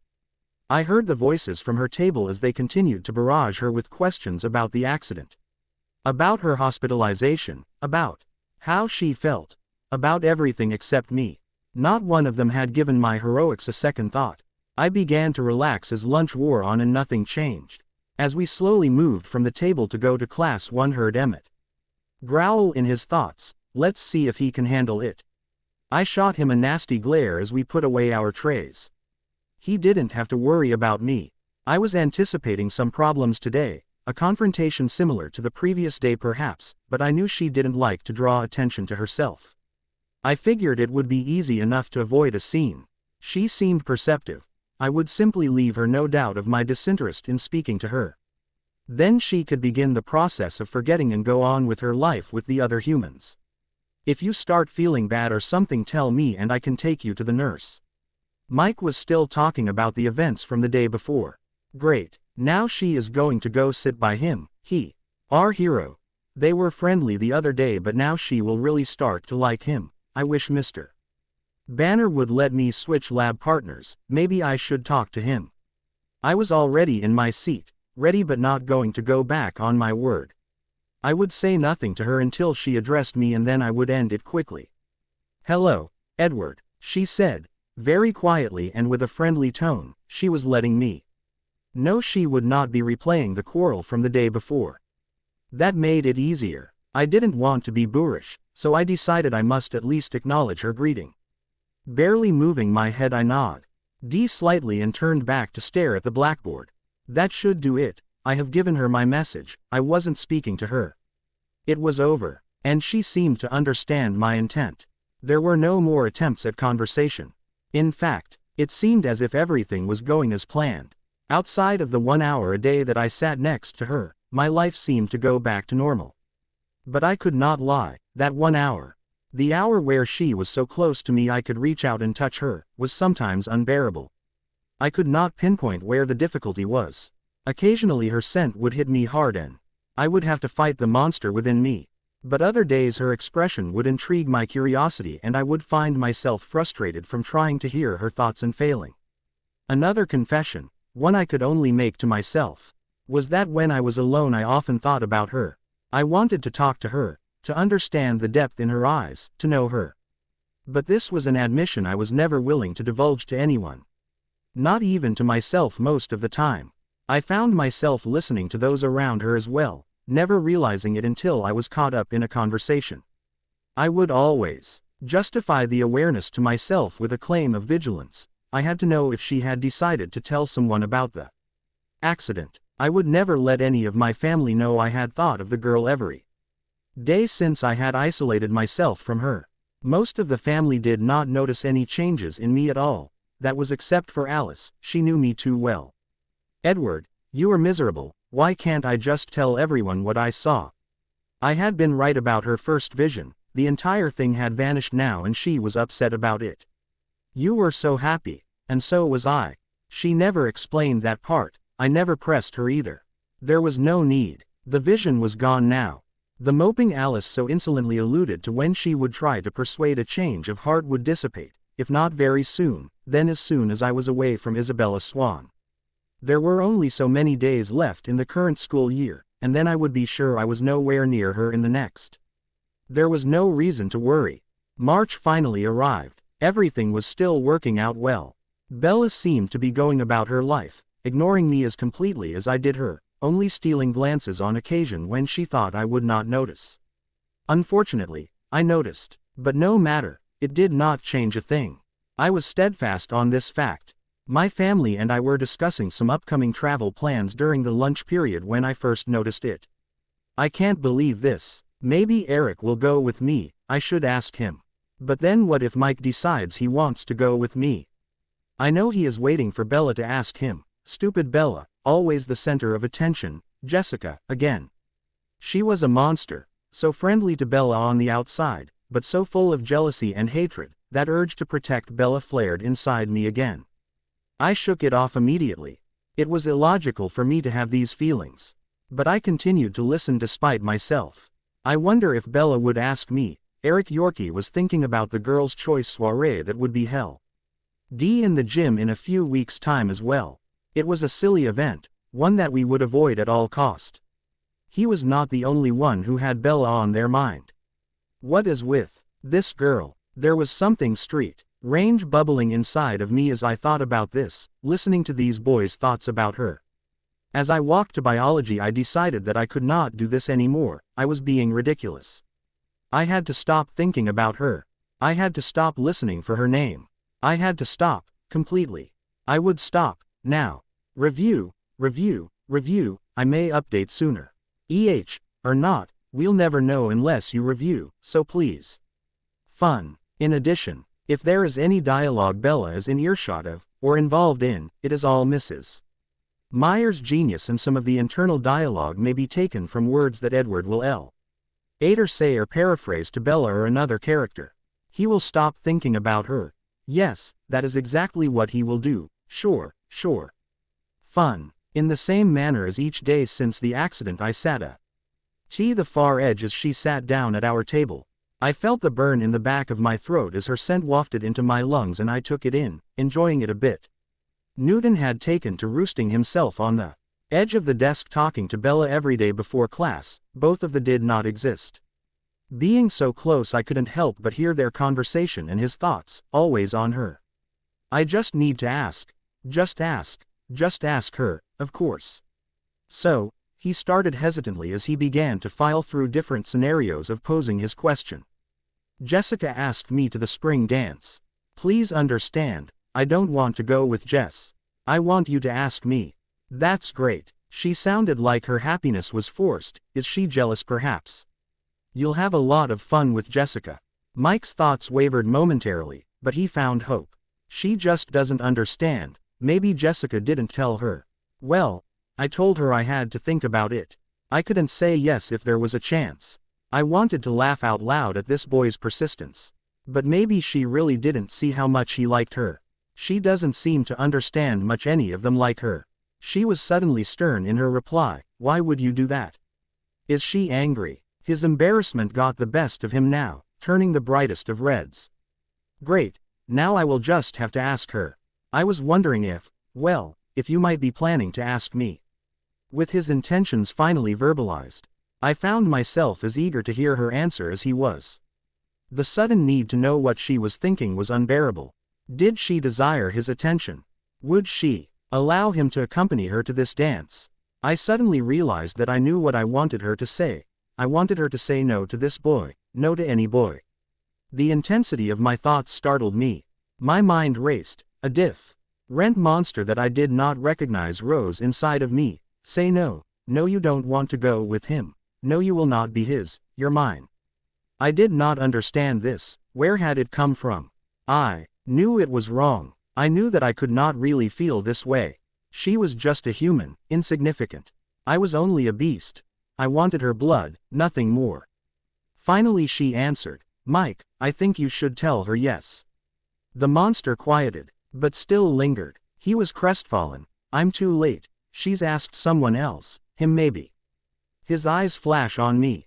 Better me than you, I thought angrily. He needed to leave, the monster wanted him to leave. But then I reasoned that he could elicit some understanding of her rejection that I could not. That is what the fiend inside of me wanted, what I wanted. I waited for her to answer him after voicing his silent question. No, I'm not going to the dance at all. I detected no hint of deceit in her voice, but could not be sure. Maybe there was someone else, my thoughts matching Newton's. I did not pay attention to the rest of their conversation. I was trying to see inside her head. The inability to hear her was pushing me to the brink of insanity. How could I placate this new monster if I could not give it what little it desired? When the instructor began his class, Newton was forced to leave us for his own seat. My full focus was on her. I was trying to penetrate her thoughts. She turned to me and I held her eyes, hoping that if I gazed hard into the deep brown abyss her thoughts would expose themselves. Mr. Cullen, I heard the teacher waiting for his answer to question I hadn't heard. The Krebs cycle, he thought. I voiced aloud his answer. Having to give up on my quest, I turned to look ahead at the instructor. When I allowed her eyes to leave mine, she quickly shifted herself, using her hair as a fragrant barrier between us. I listened to her heartbeat slow and quicken throughout the class, my desire to understand her never wavering. I found Mike's voice in the effort. It's okay. She wasn't going to the dance either way, so there is still a chance. He had convinced himself of her truthfulness. Why did she have to go to Seattle that weekend? I guess I can give Jessica the good news after school, she will be happy. There was the possibility that Bella had said no so that Mike would go with her friend, that wicked Jessica Stanley. She did not know what an awful person Jessica was and counted her amongst her friends. Bella seemed like a selfless person, sacrificing herself like she did for her mother's happiness. This was definitely a possibility. What could I do? I had to continue to honor my promise to my family. I could pay her no mind. She was a small human, who I happened to feel, well, I don't know what it was that I felt. I knew I wanted her. Again. But for what I was not sure. I wanted her blood, but there was something else, the other monster, the unfamiliar need. The bell rang. Bella. What was I doing? What could I possibly want to say to her? I couldn't. What? Are you speaking to me again? A hint of anger or annoyance in her voice. She was angry with me. My head whirled at the thought. If she cared enough to be offended by my behavior, she must feel something for me. The new monster liked this. But was I speaking to her? Could I? No, not really. More annoyed by my answer, she seemed to be concentrating on something, her eyes closed. She was making herself very vulnerable in my presence, more than I would like her to be. She continued, Then what do you want, Edward? I felt a stirring inside me when she said my name. But I could not dwell on this. I needed to explain. I didn't want to be the source of her pain. And I could see in her expression that I was. How could I explain? I'm sorry. I am being very rude, I know. But it is better this way. I am not sure that would help any. But I needed to apologize, needed for her to understand that I wasn't trying to hurt her, quite the opposite. By getting close to her, I was actually protecting her. I don't know what that means, she said, confused by my vague declaration. How could I explain, when I myself did not understand how I felt? Could I tell her? Could I just simply say I can't speak to you because part of me would just assume kill you and feast on your blood, then smile and enjoy your company? Though a part of me wanted that too, but it was not enough. No, I could not say this, but I wanted to, felt like I needed to bare my soul to her, make her understand. It's better if we're not friends, trust me, I said, trying to convince myself of the very same fact. This elicited a reaction I hadn't expected from her. It's too bad you didn't figure it out earlier, she was speaking through clenched teeth. You could have saved yourself all this regret. What? Regret? What could she possibly mean by that? Regret for what? Without hesitation she shot back, for not just letting that stupid van squish me. Is she daft? Where did she get regret from? This made the odd pain in my chest flare worse than before. She was absurd, completely irrational. Why was I even having this conversation? Frustration flowed from me to cover the hurt I felt at her insinuation. You think I regret saving your life? Far from it. I only stay away to keep her safe, denying myself what I really want so that she can live, and she tells me that I regret my actions. She is infuriating. I know you do, her voice full of conviction. You don't know anything, I almost growled, anger blooming in my chest. I had been thinking of this girl non-stop for weeks now, and this is the response I get when I speak to her. I should have tried to explain this earlier. It might have prevented her from coming to this flawed assumption. She must truly think I am a monster. Which is not that far from the truth. Bella picked up her books, looking like she may have had more to say, but then she turned to escape from the room, obviously thinking better of it. I almost chuckled when she tripped and her books scattered on the ground outside the classroom. I moved quickly, more quickly than I should have, to gather her books from the ground, already handing the pile to her by the time she decided to retrieve them. A hard, thank you, was all I received for my efforts. This girl is ridiculous. You're welcome, was the most I could manage to say wit. How tempting to drag out our argument, but it would do no good. The emotions from the past hour were flaring in me as I decided that I would skip Spanish today. I didn't want to hear the childish and hormo of my classmates. I needed to be alone. I headed to the parking lot, deciding whether to wait for my siblings or simply run home, leaving them to drive themselves. I would wait. I needed the hour. I need to think, and maybe see her again. My mind went over the conversation I had just had, the anger, hurt, and the complete lack of understanding frustrating me more every time I replayed it. And then there was the other voice. The unknown one, and I was beginning to understand what it was. It was not what I had been expecting, not that I had ever expected to feel this particular emotion. Jealousy, so much more powerful than I could have imagined. I had read it in other humans an infinite number of times, in rows on occasion, but to feel it in your body was so much more.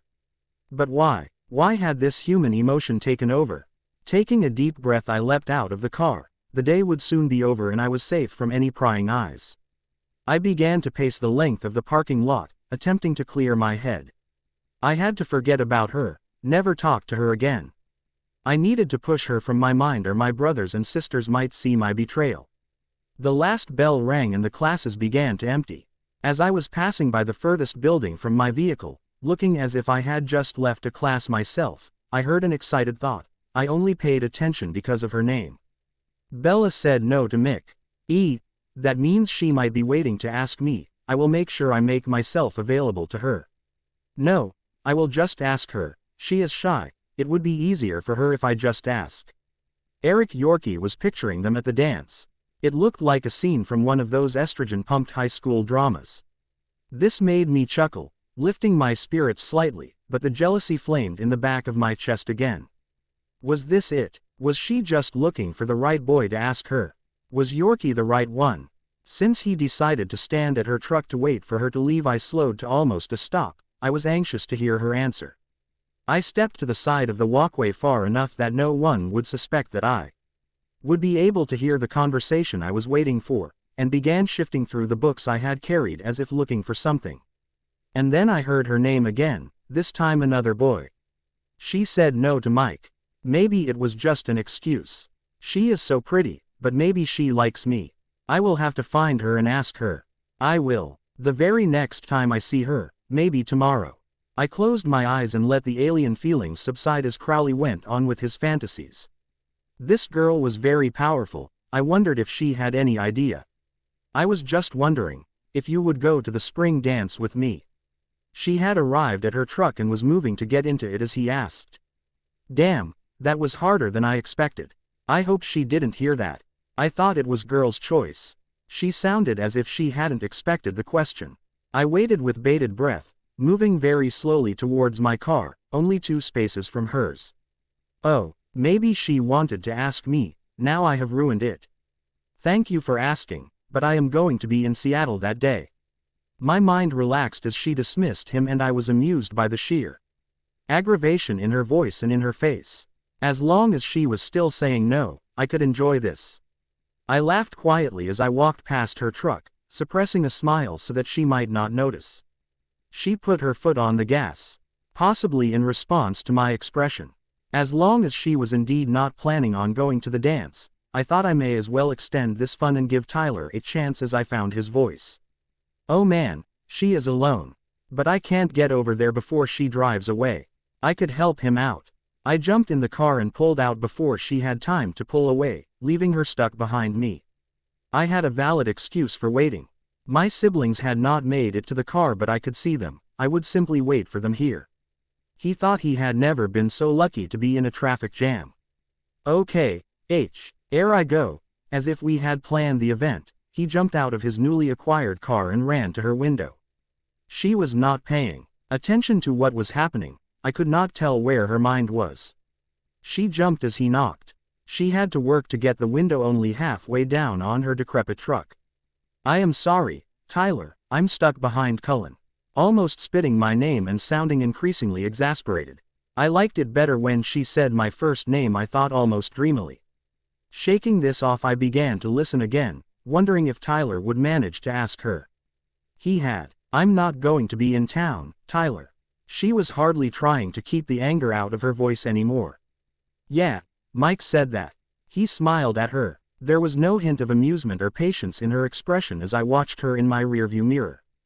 Then why? I was hoping you were just letting him down easy. He was still hoping.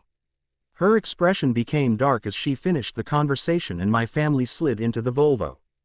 The conversation over, Crowley began moving back to his car. That's cool. We still have prom. At this, I began laughing despite myself. I drove away quickly when I detected that she was glowering at me, noticing my reaction. Though she couldn't know that I had heard the exchange. I hadn't had so much fun at school in a long while. This is a difficult story to write, so some feedback would be greatly appreciated. And as always, I have to thank Asirimus. I think I sent this chapter to her 3 times in different stages and she was able to give me some perspective that I think made it better. And will make the entire story much better. I may have given the story up without her. Selfish. In addition, if there is any dialogue Bella is in earshot of, or involved in, it is all Mrs. Myers' Jen. Use and some of the internal dialogue may be taken from words that Edward will later say or paraphrase to Bella or another character. Nighttime activities. Realization. Telling the family. Selfish. Alice knew something had changed. But I did not look to see what she was seeing. I stayed in my room for the remainder of the afternoon listening to music, trying to drive Bella Swan from my mind. I knew it was wrong. The feelings I was having for her were wrong. I was a monster, she a human, 2 beings that should not mix. The only thing that could come from the pairing would be death for the weaker of the 2. It was the food chain. It couldn't be denied, but even with this knowledge, it did not change my desire. The desire for her blood, ever present, was now being eclipsed by the new feelings. I wanted her, I needed her, but how? She did not know what I was, and if she did she would surely run from me. This undeniable knowledge hurt. I could not fathom how the outcome could be positive for either of us. As the night overtook Forks, I decided I needed to leave the house, go somewhere that there were no voices to push from my head. I walked downstairs carefully, timing it so that I would not run into anyone. Unfortunately, Alice seemed to be waiting for me. I can't see what you are going to do. She looked worried. Alice, I whispered, I am just going to clear my head, nothing more. I know, I am not worried about you hurting her. I just never known you to be so indecisive. She shrugged and hugged me. It will all work out. She was smiling as she sprinted up the stairs. She knew T. Had her enigmatic tendencies drove me mad, and since I could read her thoughts she was always careful to be sure she stayed just as cryptic in her head. I didn't even try. I just wanted to leave it all behind, just for a few hours. I ran. I did not have a destination, or I did not think that I had a destination. But just as suddenly as I had left, I had arrived somewhere that I never would have imagined myself. I was standing in the woods just east of Forks' own Police Chief Charlie Swan's house. I stood there, unmoving for hours, listening to the sounds of the television and the one voice I could hear from the house. I would not know she was there if it were not for her scent. Even from 100 feet, I had become so in tune with her scent I call others. It was both heaven and hell for me now. I could not force myself to leave my post. I watched over the house until I could only hear the quiet dreams of her father. It had become very late and I was not sure what I was going to do, but then, as if someone else was in control of my body, I had moved to her window and then inside to her room. I had seen the room in Alice's vision, it was the same. Bella was fast asleep and I could do nothing but watch her in awe. She was beautiful, everything about her, her scent, her body, even her mind, which I could not see but have had glimpses of. I had never felt this way about anyone.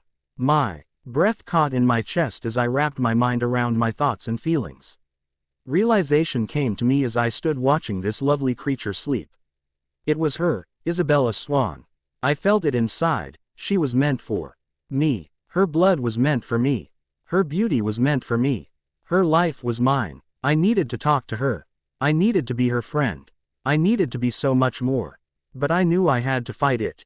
I had to. I needed to save this thing that was meant for me from myself. I knew I deserved this torture. I knew that what I am is reason enough to deserve such torment, but what about her? My Bella. What had she done to deserve the peril her life was now in? Was she the demon I had thought she was that first day, or just a pawn in some quest to punish my kind? She was mine and I would save her. She would never know the sacrifice this was, it was all for her and she would never know. I stood motionless in the corner of her room, wanting to leave. I wanted to remove myself from the temptation, the bloodlust, but the other part of me wanted to remain and enjoy the pleasure of being in the same room with her. She was asleep. As long as I could practice my restraint, this was something I could do and be near her. I shouldn't be near her, I knew this. I needed to continue with the original plan, ignore her and let her forget me. She would continue on with her normal human life and I could continue with my eternal damnation. It was simple. She would eventually find someone to love, someone like Newton or Yorkie. The anger from these thoughts crept into my throat. I didn't want her to find someone else, she was mine. She belonged to me. These thoughts lingered until I felt that I may need to leave, not just her room at this moment, but leave Forks in order to avoid the temptation she was provoking.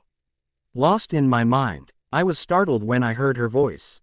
Edward. I jumped to remove myself from the room. I had been caught.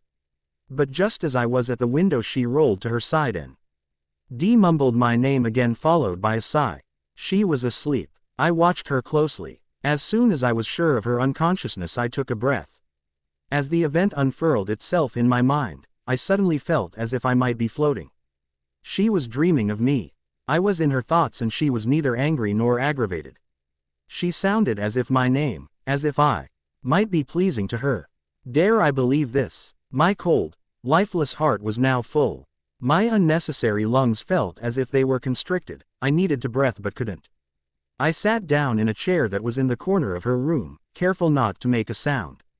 I relaxed as my breathing returned to normal, but the rapture I felt did not subside. Could her love belong to me as well? I did not deserve this. I knew I did not. I was meant to be tortured by this girl, not made whole.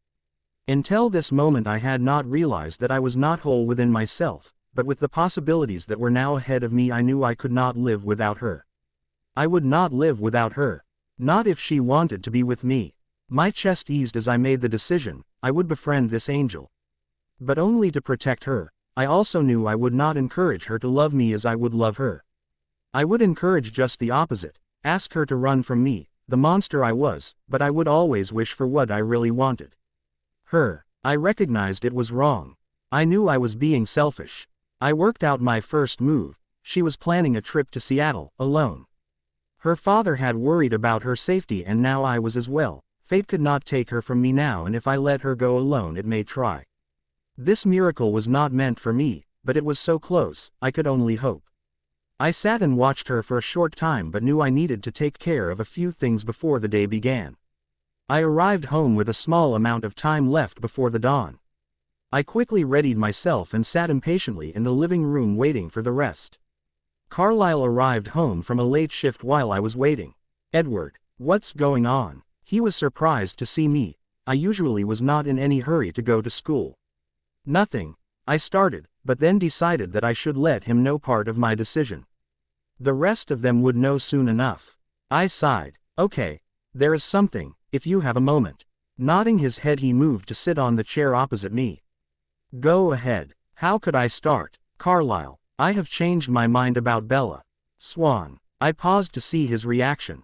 He just looked at me in interest, waiting for me to continue. What I mean is that I don't think I am going to ignore her anymore. She didn't reveal what happened that day, and I think it is safe to be friendly. I said that last word slowly, letting the connotation of the word be unclear, even to myself. I just wanted you to be aware. Since I believe it will incite anger from some of the family, but you said it was my decision to make and this is what I want now. He was thinking now. I tried not to listen so that he could give me his answer when he was ready. Edward, a smile on his face, I trust you to do what is right. If being a friend to Ms. Swan is important to you, then you should be just that. Thank you, was all I could say before my siblings' thoughts alerted me to their looming presence. Good luck, he thought sincerely as I moved from the couch. I settled into the car as the rest of them took their respective places. I knew this would not be a pleasant trip.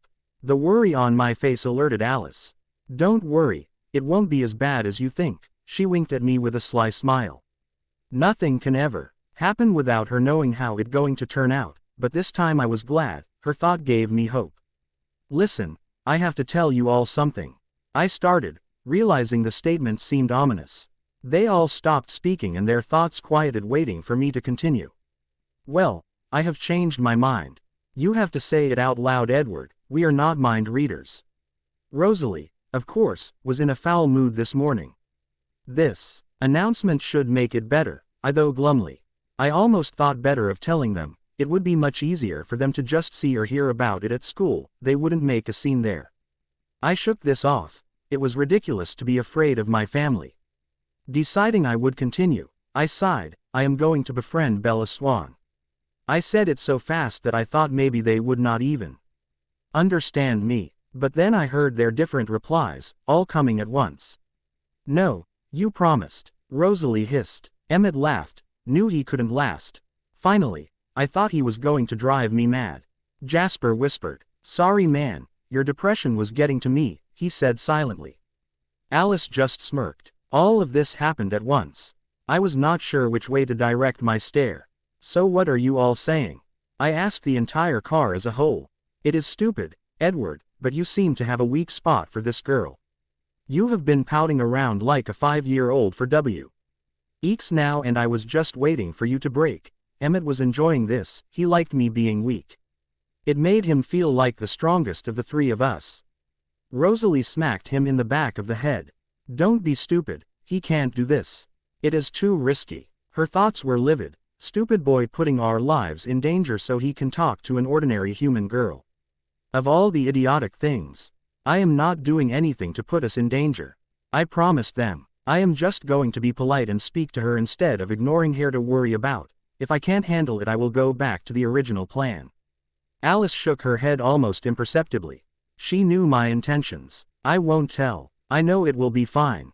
You shouldn't lie though. It will just make it worse. I glared at her, warning her to stay quiet. Then I began to file through what had been said. Hey, Jas, what do you mean depressed? I have not been depressed. And I do not pout, Emmett. A brief silence was followed by a round of laughter from most of the car. Rosalie was the only one not joining in with the pleasure the car was getting from my denial. Alice, finally able to control her amusement, decided to respond. Edward, I don't think I have ever met anyone who mopes more than you, even before Bella Swan. And ever since she arrived it has gotten so bad that Jasper has been unable to fight it off. It's true, Jasper nodded when I caught his eye in the rearview mirror. I did not know what they could be talking about. I had been normal these past weeks. I may have thought about Bella some, but I was not depressed. I could not comprehend their accusations. And Alice thought that I was always moping.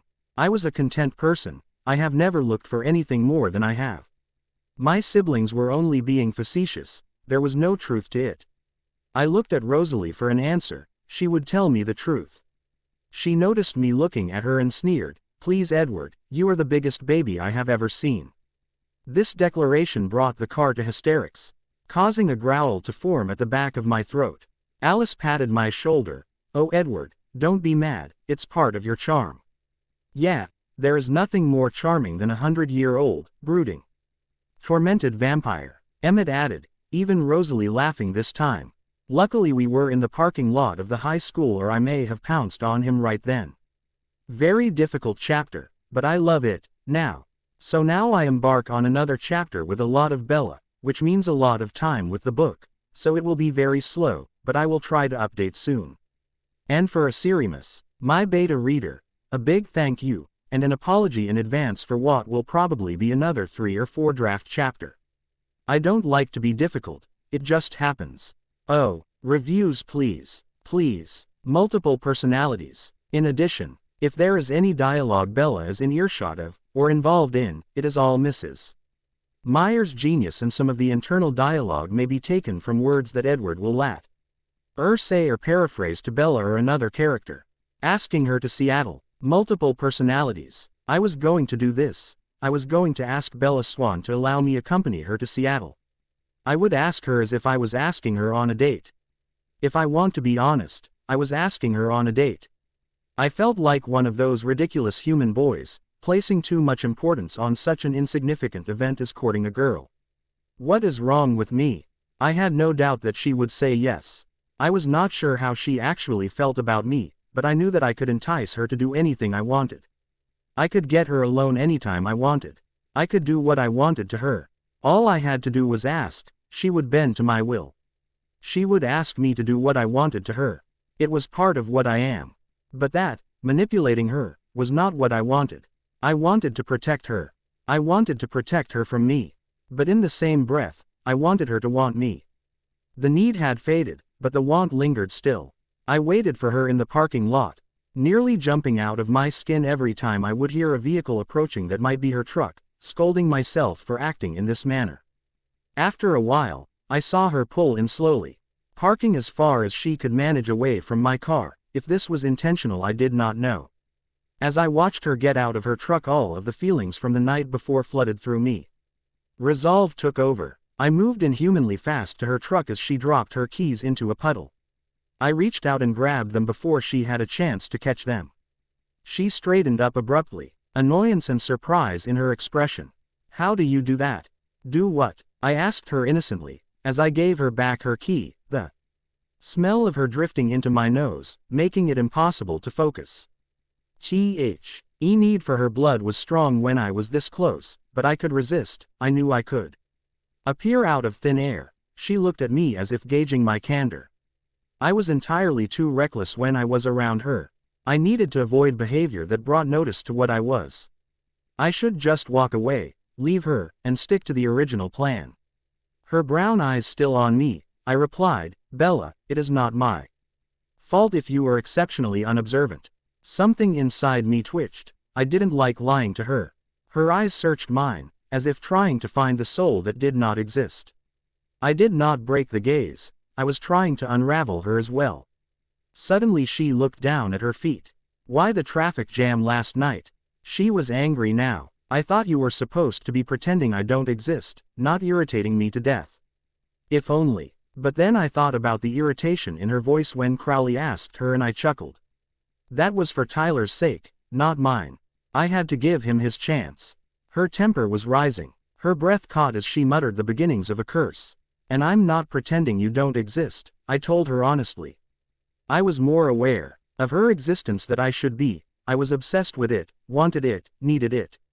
Couldn't she see that? "So you are trying to irritate me to death. Since Tyler's van didn't do the job." This again. How infuriating could one person be? How ridiculous. She was utterly absurd and I told her as much.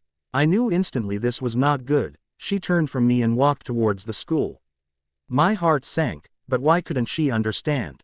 Could she really believe that I regretted saving her? Even if she did believe that, I shouldn't have reacted this way. I wanted to accompany her to Seattle. I didn't want her to be annoyed at me. "Wait." I walked beside her. "I'm sorry, that was rude. I'm not saying it isn't true. I wasn't going to lie. I didn't want her to think that I wanted her dead, that I regretted saving her, but it was rude to say it anyway. She continued to stomp through the lot trying to move at a speed to leave me behind. I wasn't going to allow it. "Why won't you leave me alone?" she moaned. She was very entertaining. Her emotions were intriguing to me. Humans rarely showed much emotion besides desire towards us and then fear. Her anger and annoyance at me, this was new, and I knew if I could elicit such a reaction that here was a chance that what I had concluded while watching her sleep was correct. My spirits soared at this reasoning. "I wanted to ask you something, but you sidetracked me." I couldn't hold back the laughter in my voice from the hope. "Do you have a multiple personality disorder?"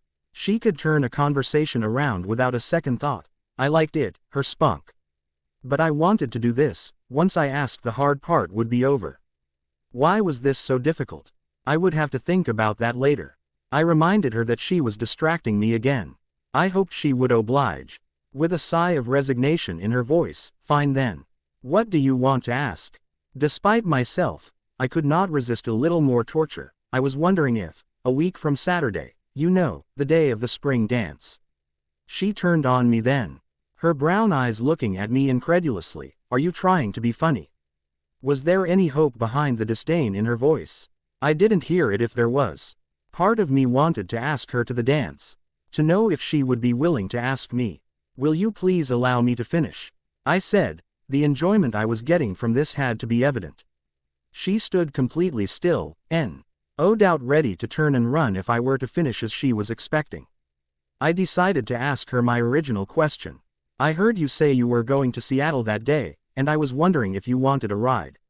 She continued to look at me blankly. "What? Do you want a ride?" At my question. "With who?" she asked, perplexed by my question. Had I been that unpleasant to speak to that she did not realize my intentions? I should have known she would be difficult about this. I heard what she did to Newton the day before. I would have to be clear. Myself, obviously, trying to keep the building irritation out of my voice. Why? How could I answer this question? Why did I have to have a reason? Could I just not want her company? I knew telling her the truth would be entirely too much. I settled on a half-truth for the moment. One that had no real bearing on my decision but was also a valid concern. "Well, I was planning to go to Seattle in the next few weeks, and, to be honest, I'm not sure if your truck can make it." She didn't appreciate my degradation of her truck. "My truck works just fine, thank you very much for your concern." She began to walk away from me again, as if she felt the conversation was over. I wasn't ready to give up. Not as long her stubbornness was the issue, not that she did not want to go with me. "But can your truck make it there on one tank of gas?" I walked beside her again, keeping up easily. I thought perhaps my insistence would get me to my desired destination. "I don't see how that is any of your business," she retorted, exasperated. Why was I being so antagonistic? I could have easily given her a good answer, compel her to say yes with only a look and a soft whisper, or I could, and should, just give up and walk away. But she brought out this side of me. She made me work for what I wanted and I liked it. "The wasting of finite resources is everyone's business," I replied teasingly. She stopped as we reached to the cafeteria and looked up at me, her eyes searching mine again. She seemed to be tired of the game we had been playing. "Honestly, Edward, I can't keep up with you. I thought you didn't want to be my friend." I could only focus on the sound of my name coming from her mouth, just as I had the night before. Recovering quickly, I clarified my statement. I said it would be better if we weren't friends, not that I didn't want to be. I wanted to be everything. I wished I could tell her that. "Oh, thanks, now that's all cleared up." The sarcasm dripped from her tone. How could I tell her we should not be friends because I could, and more than likely would, kill her? "It would be more prudent for you not to be my friend," I tried to explain without giving too much away. Knowing this would only confuse the situation more, I decided that I should just tell her. "But I'm tired of trying to stay away from you, Bella." I was being selfish. Her safety, my family's, all sacrificed so that I could, what? I could take her to Seattle for the day. So I could stare into her eyes for a few more minutes. Kill her when the scent and my thirst became too much. Make her mine. "Will you go with me to Seattle?" I asked once more, this time making my voice concise and direct. hoping it was enough. She seemed to be holding her breath, still gazing into my eyes, possibly trying to tell if I was being sincere. She nodded. My heart swelled again and I could not help but smile. Then I remembered that I had promised myself I would discourage her. You really should stay away from me. I was truly afraid that she would hear the gravity of my warning. I turned and walked towards my first class, saying goodbye until biology. I sighed as I sat down in calculus, sure that I would not make it until I was near her again, but in the same breath I did not look forward to the temptation. How would this ever work? The class went by as always, slow. Today was different though. My mind was unfocused and I found myself drifting. I followed along easily enough in case the instructor was dim enough to challenge my astuteness, though most did not bother. I found myself thinking about her, not such an uncommon occurrence I realize now, Cialis, since my siblings had pointed it out so elegantly this morning. The depression was the reality. I could not do this, it was wrong. My mind was in on the joke, it was the only explanation. It was letting me think that having any sort of relationship with this human was a possibility. It was allowing me to visualize a future where Bella could be with me and still breathing. I was strong, but not even Carlisle could be strong enough to resist the strength the pull her blood had on me. The pain in my chest was back. But was there an answer? Alice's vision came to mind, but I quickly pushed it away. It was jumbled and vague to say the least. Barely glimpses of something that could happen. And the last flash, I cringed physically as I thought of it, was out of the question. I would not be responsible for something as atrocious as taking her soul, no matter my feelings for her. My next 2 classes crept by. The only thing breaking the monotony was a thought from across the room. Angela is pretty, a little shy. But so is Bella, and if Bella can't go with me, and she will say yes next time, prom, Yorkie was hoping. I was smug, so highly sought after, and I had her for that particular day. She was all mine. I had never wanted something that these children also wanted, much less someone. They had never met a rival like me. They would not win. It was remarkably simple for me to think like this. Like I was merely another boy vying for Bella Swan's attention, affection. But then reality would always creep back and I could see the folly in my actions. I was a monster, not a boy or a man, and I had no right to her. She had been correct. I did have multiple personalities, the facade that I wore to blend in and the monster that lurked under the surface, always fighting to break free. As if a reminder of this fact, while walking towards the gym, I caught a scent. Blood. It was faint, but fresh. I looked around, trying to find the source to satisfy my curiosity. It seemed to be coming from the biology lab. I listened as the students filed out. I can't believe I had to poke myself 3 times before I could even get a drop out. Still hurts. A girl was holding her finger to her mouth as she walked past me. I looked into the classroom and caught sight of Mr. Banner. It would seem that today he had planned to have his classes to find their blood type. I hoped that Jasper would not come down that way. The smell of the fresh blood, even of the small drops being used, were enough to tempt the strongest of us, and Jasper did not find himself among them. That could be disastrous. Thanks to all of my reviewers and readers for that matter. And my beta, Asirimus, for helping to keep me on track, and reading all of my rambling emails.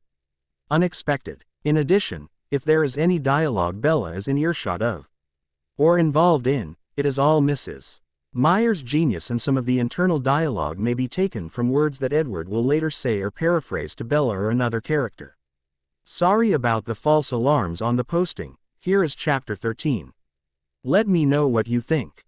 So 90% of this is directly from the book, and nope, still don't own it. I tried to add some good Edward commentary. Hope it worked. Unexpected. Gym could be a more tolerable class for me. Athletic activity comes easy for us, but to try to remain unnoticed we had to suppress our talents in front of the humans. We were playing basketball at the moment. My fellow classmates were eager to have me on their team because while I worked hard to seem normal, my acute reflexes and speed could not be ignored. As the game started, my teammates throwing me the ball each possession without hesitation, I let my mind wander. I thought about her. I thought about seeing her in biology, being near her again. Only one class and lunch before I would be sitting next to her for an entire hour. I would get to look into her impossibly deep eyes and smell the enticing scent that would someday drive me over the edge. Biology. Once my least favorite hour of the day, because, after several stints in medical school, high school biology was rather boring and predictable, was now something I looked forward to. I realized looking forward to it on most days for almost the same reason, even when I was trying to stay away from her. Biology. I suddenly realized how stupid I was being. I couldn't go to biology today. Blood typing. Why had this not crossed my mind before? I was very distracted. Not only did I not have blood, nor could I possibly puncture my finger to draw it if I did, but while I would be able to resist the smell of the other small amounts of blood, I would not be able to resist hers. I could not imagine what would happen if I sat next to her as she drew her own blood, though the thought of watching that, being that close, was very alluring. The monster would win that fight. There was not enough will in the world to stop it. My morale was low now. I almost allowed a passed ball by. Why did this matter so much? Why did I feel I needed to see her? I scolded myself again for the childish way I was acting. She would be no different tomorrow. I could wait. It would be better. Maybe I could convince myself to leave her. To ignore her. To stop being narcissistic and think about her safety if I stayed away from her for a while. It was worth a try, for both of us, for all of us. I knew this wouldn't work. I was too weak. I wanted to be near her, to talk to her, to understand her, to find out if she felt anything for me like I did her, or if the way I felt was just a curiosity. If I were strong I wouldn't be in the situation I am in now, I knew that. But how? Lunch. My siblings wouldn't like it. I would put on a display for the entire school if I were to act on my desires and ask her to sit with me at lunch. Walking with her before class. Minimal eyes would notice us. Joining her on a trip to Seattle with only the two of us. No one would have to know. But sitting in a crowded lunch room, right across from her. Acting normal. This would bring scrutiny. And then if anything were to happen to her, when something happened to her, it would be remembered and could hurt my family. Being as selfish as I had been for the past 24 hours, I knew it wouldn't matter. Not anymore. I was in too deep. I had let it go far enough, and as long as I was putting us in danger, I might as well make it count. Lunch period finally arriving, I made my way to the small cafeteria hastily. I looked over at my normal table, the four of them already in their places, unnecessary food in place. I walked towards the other end of the room, all of them staring at me in disbelief. What are you doing? You wouldn't. Rosalie's thoughts were angry as she stared daggers at me. She wasn't the only one. The others, save Alice of course, were just as incredulous, realizing what I was planning. Stupid Edward. Rosalie's going to kill you. Come over and sit in your seat like a good boy. Emmett was afraid of his wife's rage. I sat, looking towards the door, paying no mind to their grumblings. I could smell her before I even saw her, a gust of air blowing the enthralling scent through the door as she entered. I saw her eyes flicker toward my family. Was she looking for me? I willed her to look over, but she did not. I watched her patiently as she walked with the ever-blathering Jessica through the line. Is Edward looking at me? No, he is looking at her. Jessica noticed me as they came out and paid for their lunches. I heard her tell Bella I was staring at her, bringing her attention to me. I was staring, looking directly into her eyes as she looked up at me. She looked relieved. Could that be what I saw? I beckoned her to me with a gesture and a wink. Her eyes widened, the brown pools becoming deeper if possible. I can't believe this. He wants her. Jessica and Rosalie would get along well. Does he mean you? I heard her ask, incredulously. For once her tone matched her thoughts. Annoying girl. Bella only mumbled something about biology and made her way towards the table where I sat. She didn't sit, just stood behind the chair, waiting for me to explain why I had asked her over.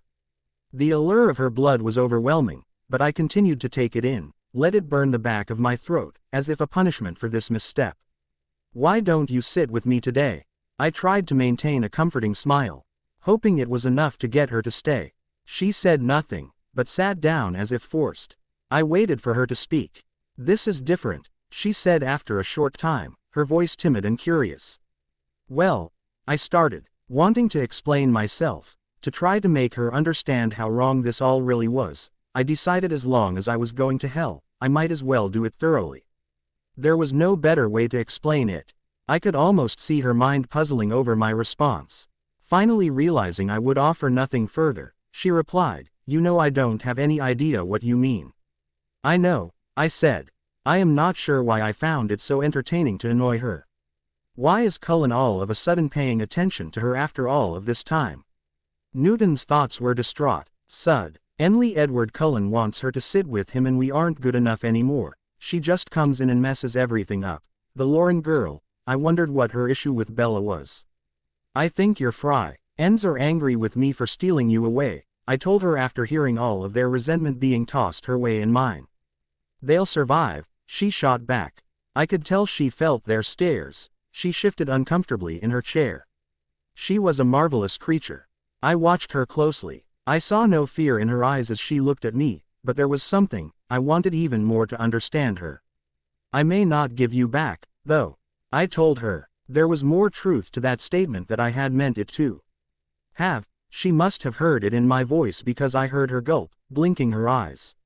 "You look worried." I couldn't help but chuckle at the expression on her face, though I still could not read it clearly. "No, surprised actually. What brought all this on?" Her voice betraying her. "I told you, I got tired of trying to stay away from you. So I'm giving up. Giving up, but not giving in." The longing for her blood was intense, but I would not let the evil win. I smiled at my self-control.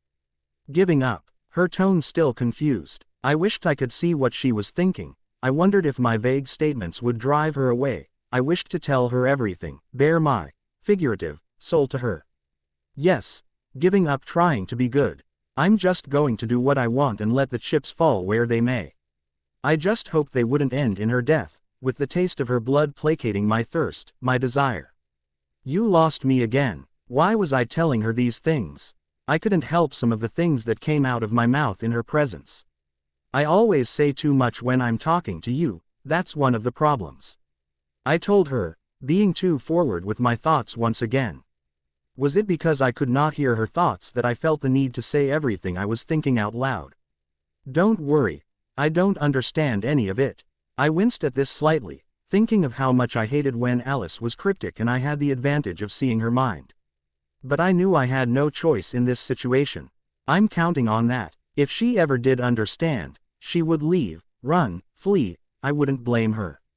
I knew I should make her. I watched her as she puzzled over all that I had said and some of what I had not. "So, in plain English, are we friends now?" I thought she sounded almost hopeful. Friends, as much as a cat can be friends with a mouse. Or not. Was she disappointed? Possibly. I only hoped that it was disappointment in her. Being able to hear her thoughts would make this much easier. Despite myself, I told her we could try, but reminded myself and her that I was not someone she should befriend. "You say that a lot," she observed, still no hint of her heeding my warnings. More than a small part of me was relieved. But I knew I would keep trying, regardless of what my heart or the monster wanted. "Yes, because you're not listening to me. I'm still waiting for you to believe it. If you're smart, you'll avoid me." If she had any Asian. This made her angry. "I think you've made your opinion on the subject of my intellect clear, too." Remembering my early comment on her absurd notions, I smile repentantly at her, willing her to forgive my rudeness once again. To my relief, she continued, "So as long as I'm being not smart, we'll try to be friends." Her expression told me she wanted some closure to this discussion. I was happy to oblige. "That sounds about right." As soon as she wised up and realized how dangerous I really was, it would be over, or as soon as I gained enough strength to walk away. I already knew, spending time with her like this, I would have a difficult time doing that.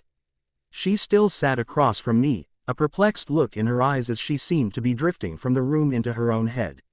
I stared at her, hoping that talking to her would open her mind to me.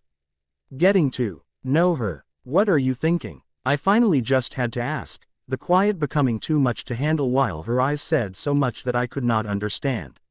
"I'm trying to figure out what you are," she divulged quietly while searching my eyes. "Edward, you are being stupid. Tell her to go away. She suspects something." Rosalie needed to mind her own business. I ignored her but tensed at Bella's choice of words. Though attempting to remain calm, I asked, "Are you having any luck with that?" Not too much, chagrin in her voice. I knew she had to have some thoughts on the matter. She saw what I had done to save her that day. She had seen the monster on the first day. She saw something in my eyes. "What are your theories?" I laughed almost nervously at the idea of knowing what she thought of me. I wanted to know, but I was afraid as well. What if she knew, or was close? A delicious shade of red colored her cheeks as she looked at me, not willing to answer my question. Venom pooled in my mouth. The scent was crushing. I thought the monster would win this battle. But no, I was stronger than it. "Won't you tell me?" I pressed, smiling in a way I hoped would entice her to answer. She denied my plea, her eyes moving down to the table. Too embarrassing. She isn't going to just test my inner strength but my sanity as well. She was the only person I had ever found that I could not hear, and I have never wanted to hear someone more than I did her. The fates were cruel.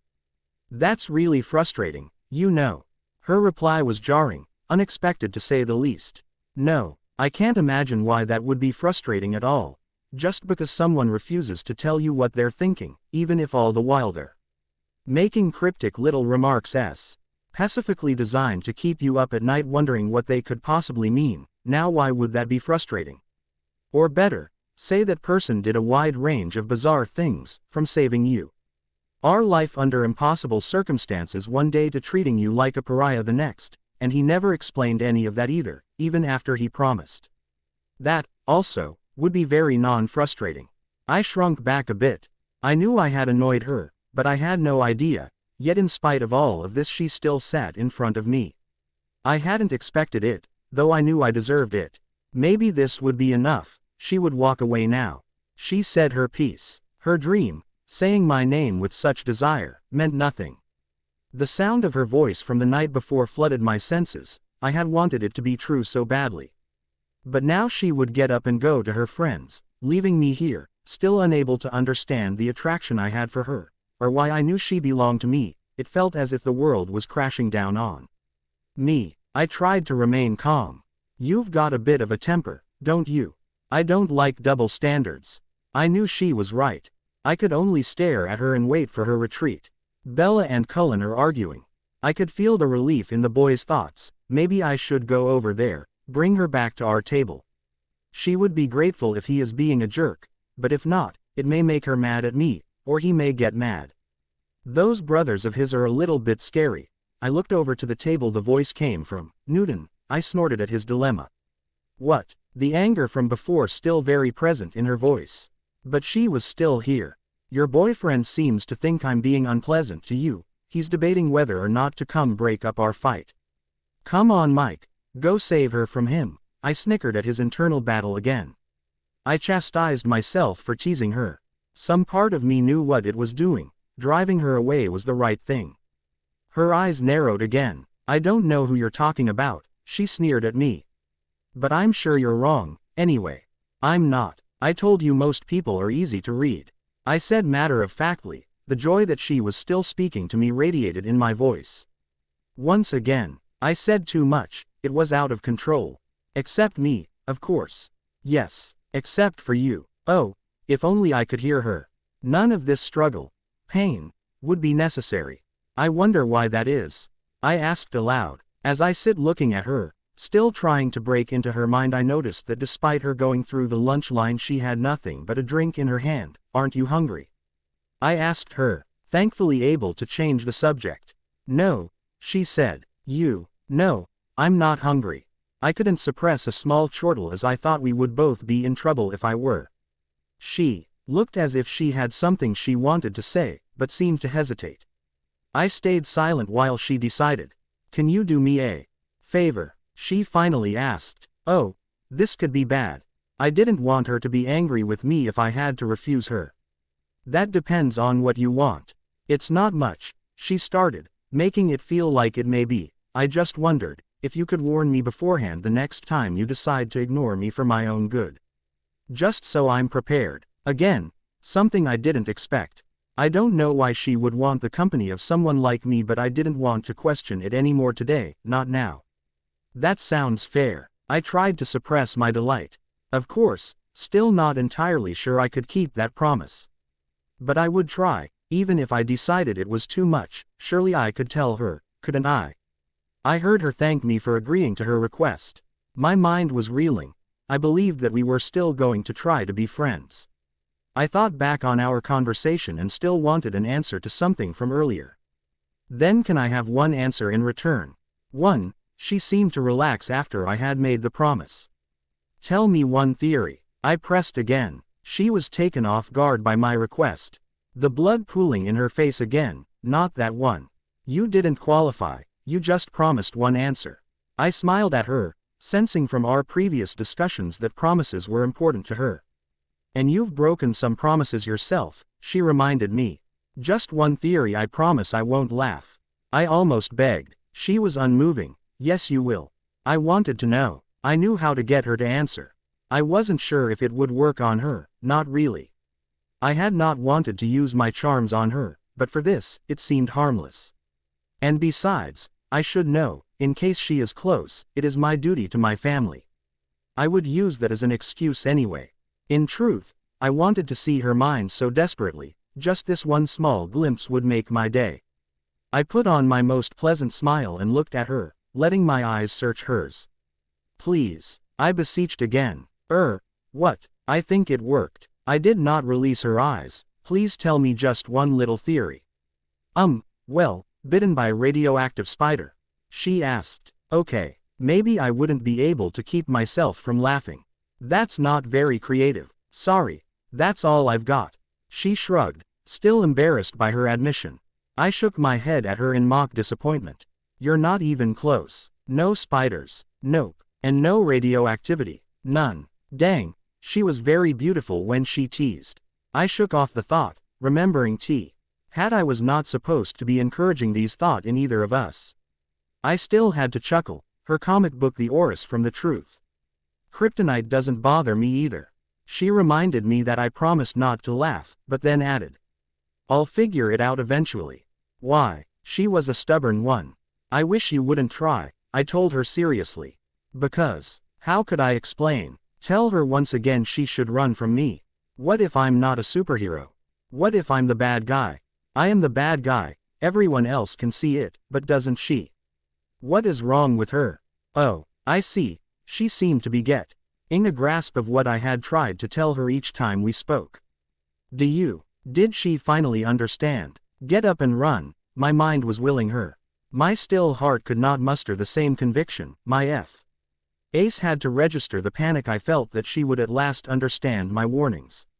You're dangerous. She finally understood. It was painful knowing that she would be gone from my life in the matter of seconds as she realized how right she was, but the part of me that knew it was for her own good felt triumph.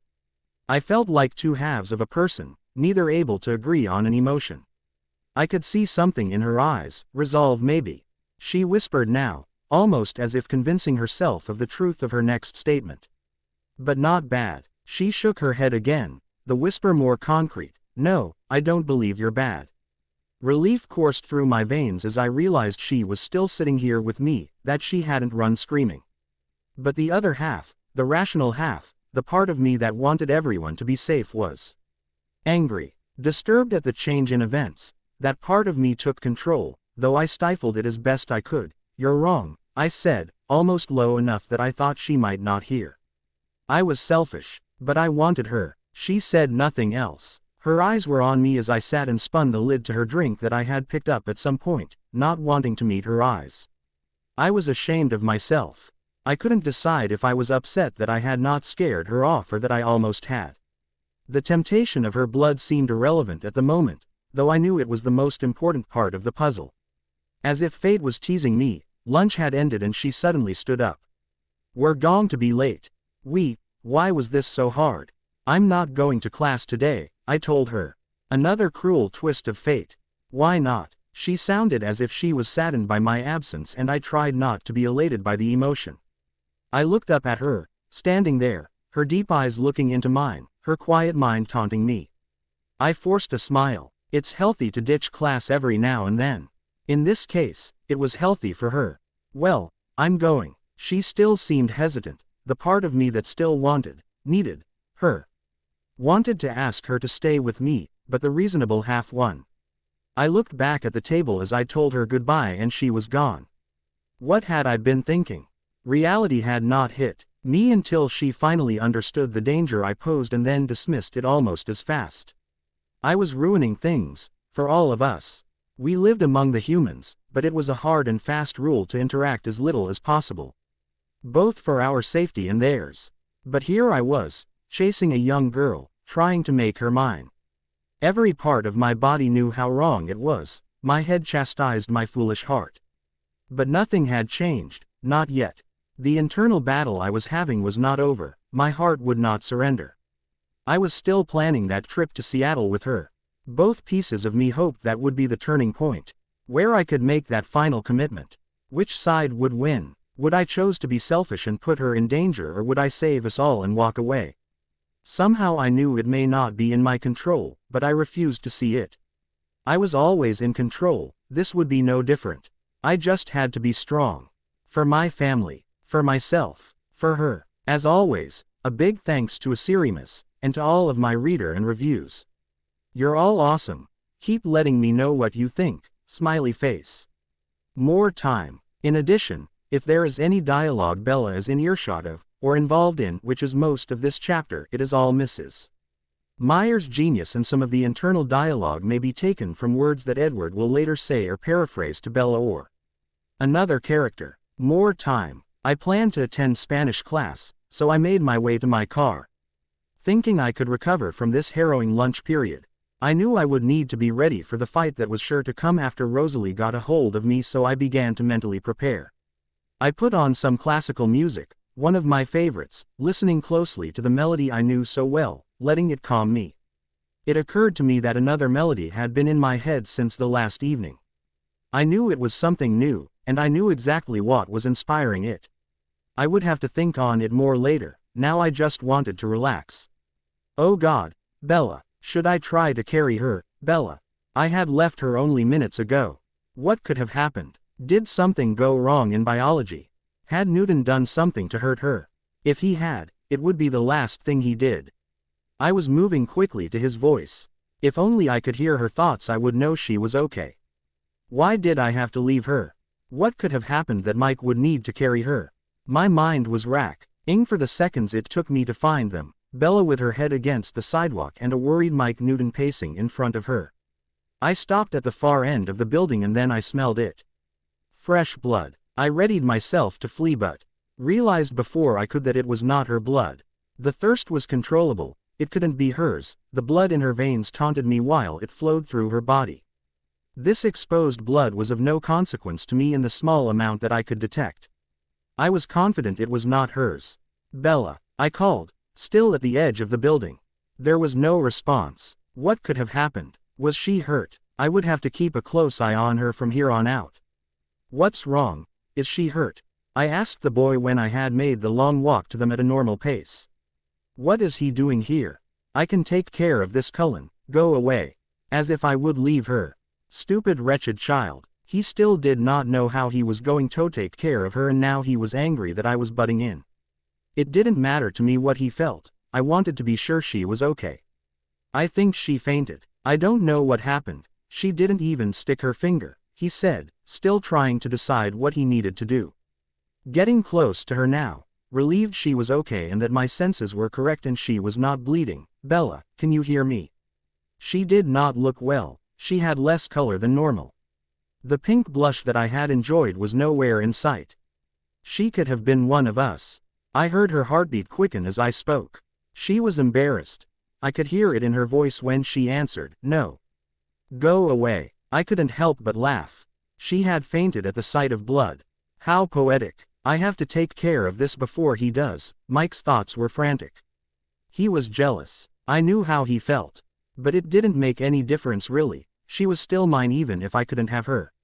He explained that he was taking her to the nurse when she stopped and would not go. I'll take her, I said, knowing he would never be able to force her. I, on the other hand, wouldn't give her a choice. You can go back to class, I told him smugly. The hatred for me in his thoughts was amusing. No, I'm supposed to do it. He pressed. I scooped the beautiful creature into my arms. She protested, but I had already begun making my way towards the nurse's office, Newton making a small effort to stop me. I looked at her closely as we walked, unable to wipe the amusement of the situation from my face.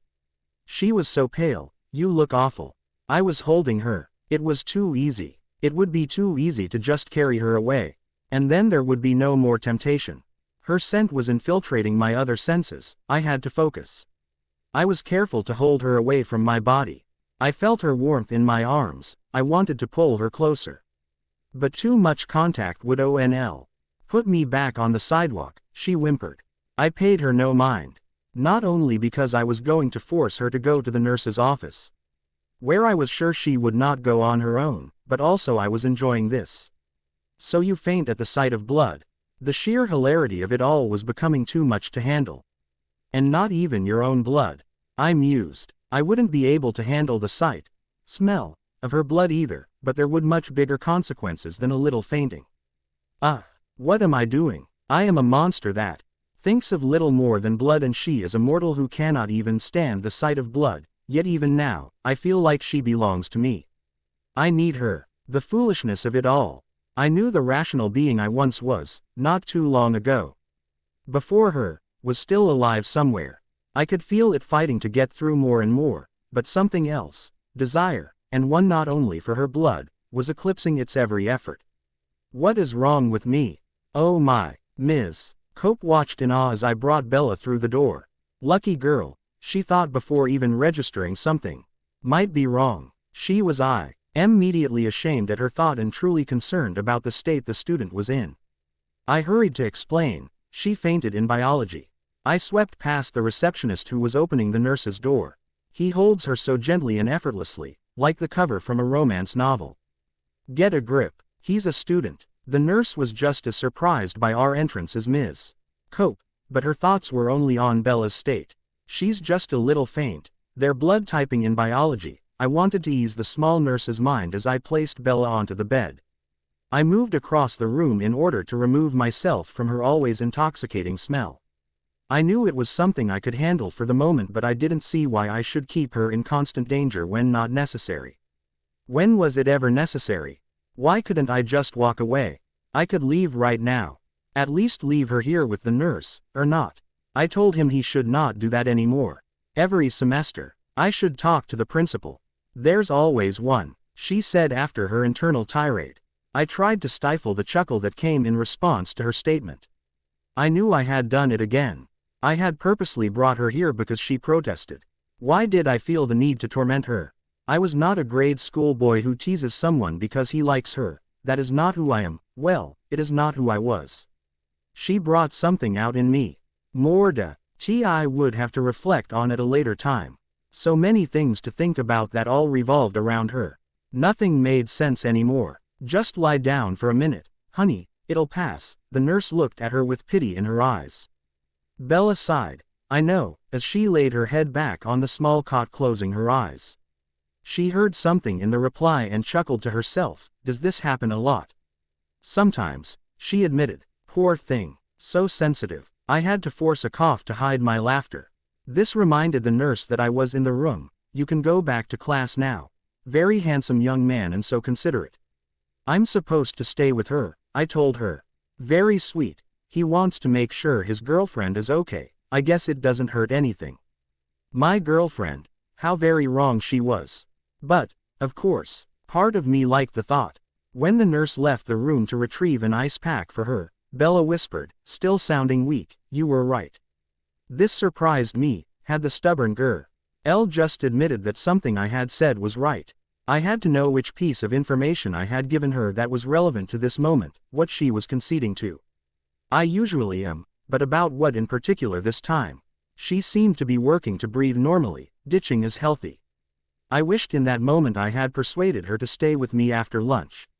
I wish I had been able to prevent this. But how could I have foreseen it? I suppose Alice may have been able to tell me, but why would I have asked? But she was fine, so why am I still worried about it? No real lasting harm came to her. I thought back to minutes before. Sitting in my car, my mind completely enveloped by thoughts of her and the panic that I felt when I had heard the boy's mind. The sheer terror that struck me moment I thought something had run afoul. When had I ever been so prone to panic, to worry? I was in control of these things, nothing shook me, I was not a boy, I was a century-old immortal and had left those types of reactions behind. But now, a silly human had begun to awaken something in me, made me act human, and as much as I didn't like it, I couldn't deny it anymore.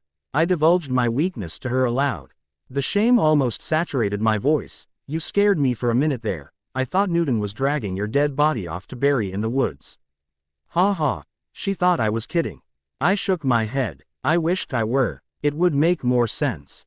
Honestly, I've seen corpses with better color. I was concerned I might have to avenge your murder. She is fine. I kept repeating it in my head, rational or not. I cared. Poor Mike. I bet he's mad, was her only response. I chuckled as I thought about the tirade about me swooping in like Batman to save the day, ruining everything. The curses he was throwing at me. He absolutely loathes me. You can't know that, she argued. Damn, always talking out loud when I shouldn't with her. But if she had seen the anger in his eyes she would know the truth too. It wasn't like he hid it. I saw it in his face. I could tell. Not a lie. She questioned me about finding them. I was in my car, listening to a CD, and thinking about you. It was enough of an explanation. Never mind, I could not see them from the lot, only hear him. She seemed to be feeling better as the nurse placed the ice pack on her forehead. Ms. Cope came into the room suddenly, announcing the arrival of another patient. Bella moved from the cot quickly beside me to make room for the incoming student, and then I smelled it again, the small amount of fresh blood. Nothing about it appealed to me. I just knew I needed to get Bella out of the room quickly. I did not want her to faint again so soon. Oh no, go out to the office, I whispered quickly. She looked at me in confusion. Trust me, go. And to my surprise, she went. You actually listened to me. I couldn't keep the astonishment from my voice. She wrinkled her nose, as if she could smell something bad. I smelled the blood. Smelled. People can't smell blood. Vampires. Yes, people. No, this much I knew. Well, I can. That's what makes me sick. It smells like rust and salt. Her face told me that she was thinking about it, her cheeks flushed. She had never clarified that it was the sight of blood. It was the smell. She could smell blood, but for her, it was disgust and revulsion that she received from it, not thirst and hunger. The irony of it all was becoming more and more bizarre. How was it that a girl with such odd traits would become the object of someone like me, a bloodlusting monster's desire? Fate really had it in for her. What? She asked me when I said nothing more. I shook myself out of my head and dismissed it. Nothing. Newton came into the room then, apparently delivering the latest victim from blood typing. He shot me a glare that would put fear into anyone else. You look better, he told her in a reproving voice. So now she is just hanging out with him in the office. Stupid Cullen. I hate him. I could have taken care of her, always freaking jumping in to be the hero. Damn it, I liked her first. I wished I could just let him have her, let him like her, but he was mine and I couldn't let it happen. She deserved more than him. She deserved more than me too, I knew. This irritating, stubborn, selfless, beautiful girl. So are you going this weekend? I heard him ask. I began listening to their conversation again, my interest piqued about their plans. Were they going on a date? How had I missed that? I didn't think she was interested in him. To the beach, he finished. Oh yes. Gee, in many of our classmates' thoughts about the beach. I remembered the anger that had flared when Newton had thought about Bella and him at the beach not too long ago. I was still trying to ignore her. But I remembered the hatred had bubbled up even then when he pictured kissing her while they sat on some beach. But I also knew that it wasn't just the two of them, it was a group activity. We're meeting at my dad's store at then. Don't even think about it, Cullen. I smirked at his nonverbal threat that he had tried to convey with a glare. I'll be there. Her tone was not happy. I wondered if he could tell. At least I will have a chance there. As long as he isn't there, he better not show up. I'll see you in gym. Then, he was leaving the office, still hopeful she would call him back and want to talk to him. See you. she said as he walked out of the small building. He was disappointed that she was not going to bound after him when she saw how hurt he was. I almost felt sorry for the guy. Almost. Jim, she murmured unhappily. Now she didn't want to go to class. I can take care of that. And I can get some more time with her. I scolded myself for the thrill these silly ideas brought me. Being the last person to be seen with her, I just continued to make things dangerous for us. Go sit down and look pale. She once again listened to my instruction. She must really hate Jim. Ms. Cope. I brought her attention to me. Too young, she chanted in her mind. Yes, I explained to her that Bella had gym next hour and I did not believe that she was up to it. So I was offering to take her home. I used my most alluring voice. It was easy, like luring prey to slaughter. Do you need to be excused, too, Edward? I laughed to myself. She was very easy. Good thing that all I wanted was permission. Beautiful and thoughtful, lucky girl to get his attention. All of these people were very mistaken. Bella was a very unfortunate girl to have my attention. I told her that I was fine without an excuse. She flipped through some paperwork, making notes, and then leaned around and spoke to Bella, who was sitting in the small orange chair looking like she might slip out of consciousness any moment. Okay, it's all taken care of. You feel better, Bella. How could she not? With that I turned to Bella with a smile on my face. Can you walk, or do you want me to carry you again? I teased. Her voice was cold. Teasing her was enjoyable. I'll walk. I am sure the amusement was written on my face because she scowled at me as we walked out into the rain. Thanks. It was almost worth getting sick to miss Jim, she said, a small smile on her face. I believed that was the first real thank you I had received from her. I knew that was partially my fault, but still it was nice. I stood outside the office with her, the rain steadily falling on us, the moisture making her scent intensify slightly. I stared straight ahead, trying to fight the need for her blood building in my system. It seemed odd that it was so strong here in the open, but I had been preoccupied before. It was just her and I now, and it knew it. Anytime. We were walking toward the parking lot now. I was still focusing ahead, trying to squash the craving. So are you going? This Saturday, I mean? She asked with what sounded like hope in her voice. Me, with the other students, a group outing. Was she kidding? She had to see how the others reacted to me and my family. I knew she was very observant. She had to have seen we were not exactly included in the high school crowd. It had to be hope.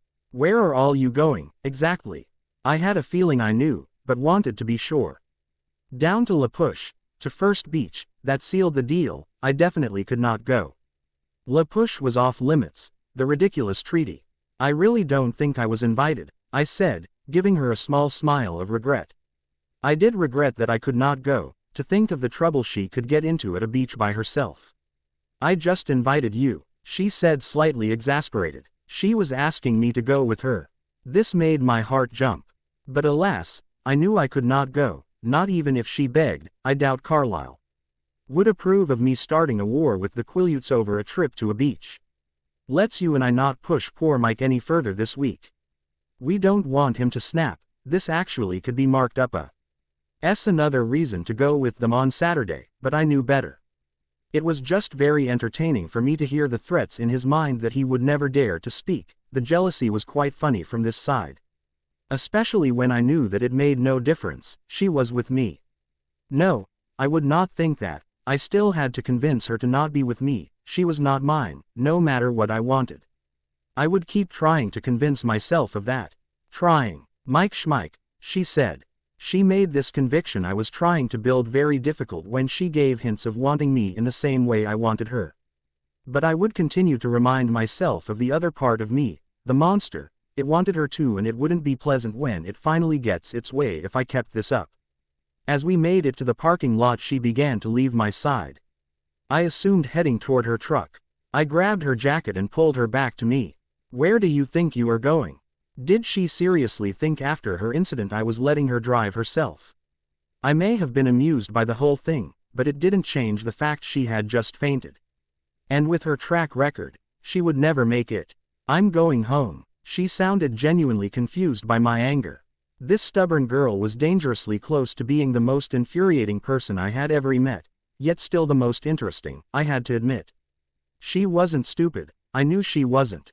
But I was beginning to think she may be very dense. Didn't you hear me promise to take you safely home? Do you think I'm going to let you drive in your condition? I used the word promise for her benefit. I began dragging her towards my car, not bothering to be gentle. What condition? And what about my truck? She argued. Always arguing. I knew it was too good to be true. That she would continue to be agreeable. I had liked it when she listened to me in the office those few times. Besides, was she so eager to leave me so soon? I knew I wasn't. I'll have Alice drop it off after school, I told her. Alice would be thrilled about having to drive Bella's truck, I chuckled to myself. Let go, she complained as I towed her to my car. I stopped in front of the passing side door and contemplated opening it and physically placing her inside the vehicle, but instead I just let her go and she fell into the door. You are so pushy, she muttered. It's open, I told her as I made my way around the car. She continued to protest not opening the door. I rolled the window down, leaning over. Get in, Bella, I demanded. I'll just drag you back, I told her when she hesitated. Looking like she may try to make a dash for it. It might be fun to catch her, my mind mused, though whether it was the depraved monster or the adolescent boy I could not tell. She gave in and got in the car, still moaning about it being unnecessary for me to take her home. She was angry. I didn't care. It was still amusing, and in reality, I was worried about her. I was determined to protect her, if only from herself this time. She was very wet from the rain due to her stubborn display outside the car, and her scent hit me like an oncoming truck. She was so close, in my car, me and her, all alone. I turned the heater up for her, both so she would not catch a chill and hoping the dry warm air would dull the fragrance.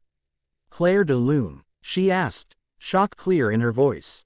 She was referring to the music that had resumed when I started the car. She listened to classical music. You know Debussy. There was so much to know about her. Everything new I found out only made me want to know her more. Not even my siblings knew this music, yet they had lived in times when they were much more likely to have heard it. Not well. My mother plays a lot of classical music. You know my favorites. It's one of my favorites, too. What were the chances? Here she was, a human girl who I shared interests with and who I wanted desperately. Could it be more than blood? She made me laugh, she made me smile, she made me feel. I didn't understand why this small similarity, the liking of a single piece of music, between us meant so much to me. I stopped myself again, for what seemed like the 100th time today. She also made me thirsty, she made me crazy, she was human, and it was all very wrong. I needed to know more about her and her life. What is your mother like? I asked her. She seemed to be close to her. When she spoke of her, it was with happiness and love. Maybe I could understand her better if I could understand something that makes her happy. I knew she was not happy here, in Forks. I was watching for her reaction to the question, wondering if she would be reticent with her answer. She looked at me as if trying to understand the context of my question. I only wanted an answer, anything to understand her. She looks a lot like me, but she is prettier, she began. I highly doubted it. I had never seen someone so beautiful as this girl sitting next to me, though I now knew she had no idea. As if explaining why she wasn't as good of a person as her mother, she continued, I have too much Charlie in me. She's more outgoing than I am, and braver. She's irresponsible and slightly eccentric. And she's a very unpredictable cook. She's my best friend. With every word she said, I heard only reverence in her voice. Teenagers didn't speak about their mothers like this. This was the description an adult gives about a parent once they understand them or walk in their shoes, not of a high school student. What was it about this girl? Everything about her screamed perfect. She was mature, beautiful, and selfless. How old are you, Bella? I knew the answer, but needed her to say it. I just couldn't believe that someone like her was so young. I'm 17. How could she only be 17? I was almost 100 years her senior, but sometimes not even I was as mature as she seemed to be. You don't seem 17, I told her, still trying to make myself accept it. She began to laugh at something. What? I asked, wondering what could be so amusing. She was still smiling at her thoughts. My mom always says I was born 35 years old and that I get more middle-aged every year. She seemed resigned as she added, well, someone has to be the adult. I wasn't sure if I should feel mournful of her lost youth or happy about it. Without the circumstances that made her who she was, she would not be here, now, with me. You don't seem much like a junior in high school yourself, she said, bringing me from my thoughts. She had no idea. So why did your mother marry Phil? I asked, changing the subject. I was still trying to understand the relationship between Bella and her mother. It sounded like she was everything to Bella, but yet her mother has chosen someone over her. I couldn't imagine something being better than this girl. Having her consumed my every thought. Mine and the monsters, I reminded myself. She did not answer right away. It was frustrating. With anyone else I would know their honest answer immediately, but with her, I always had to wonder what she was not saying. After a short time she answered, my mother, she's very young for her age. I think Phil makes her feel younger. At any rate, she's crazy about him. There was an understanding in the answer, no grudges were held, she had just accepted it. But I wondered aloud if she approved of the marriage. Without a thought she shrugged and answered, does it matter? I want her to be happy, and he is who she wants. She never wavered on her altruism. This was the same answer she had given me on that first day. She just wanted everyone to be happy no matter what it meant had to happen to her and her happiness.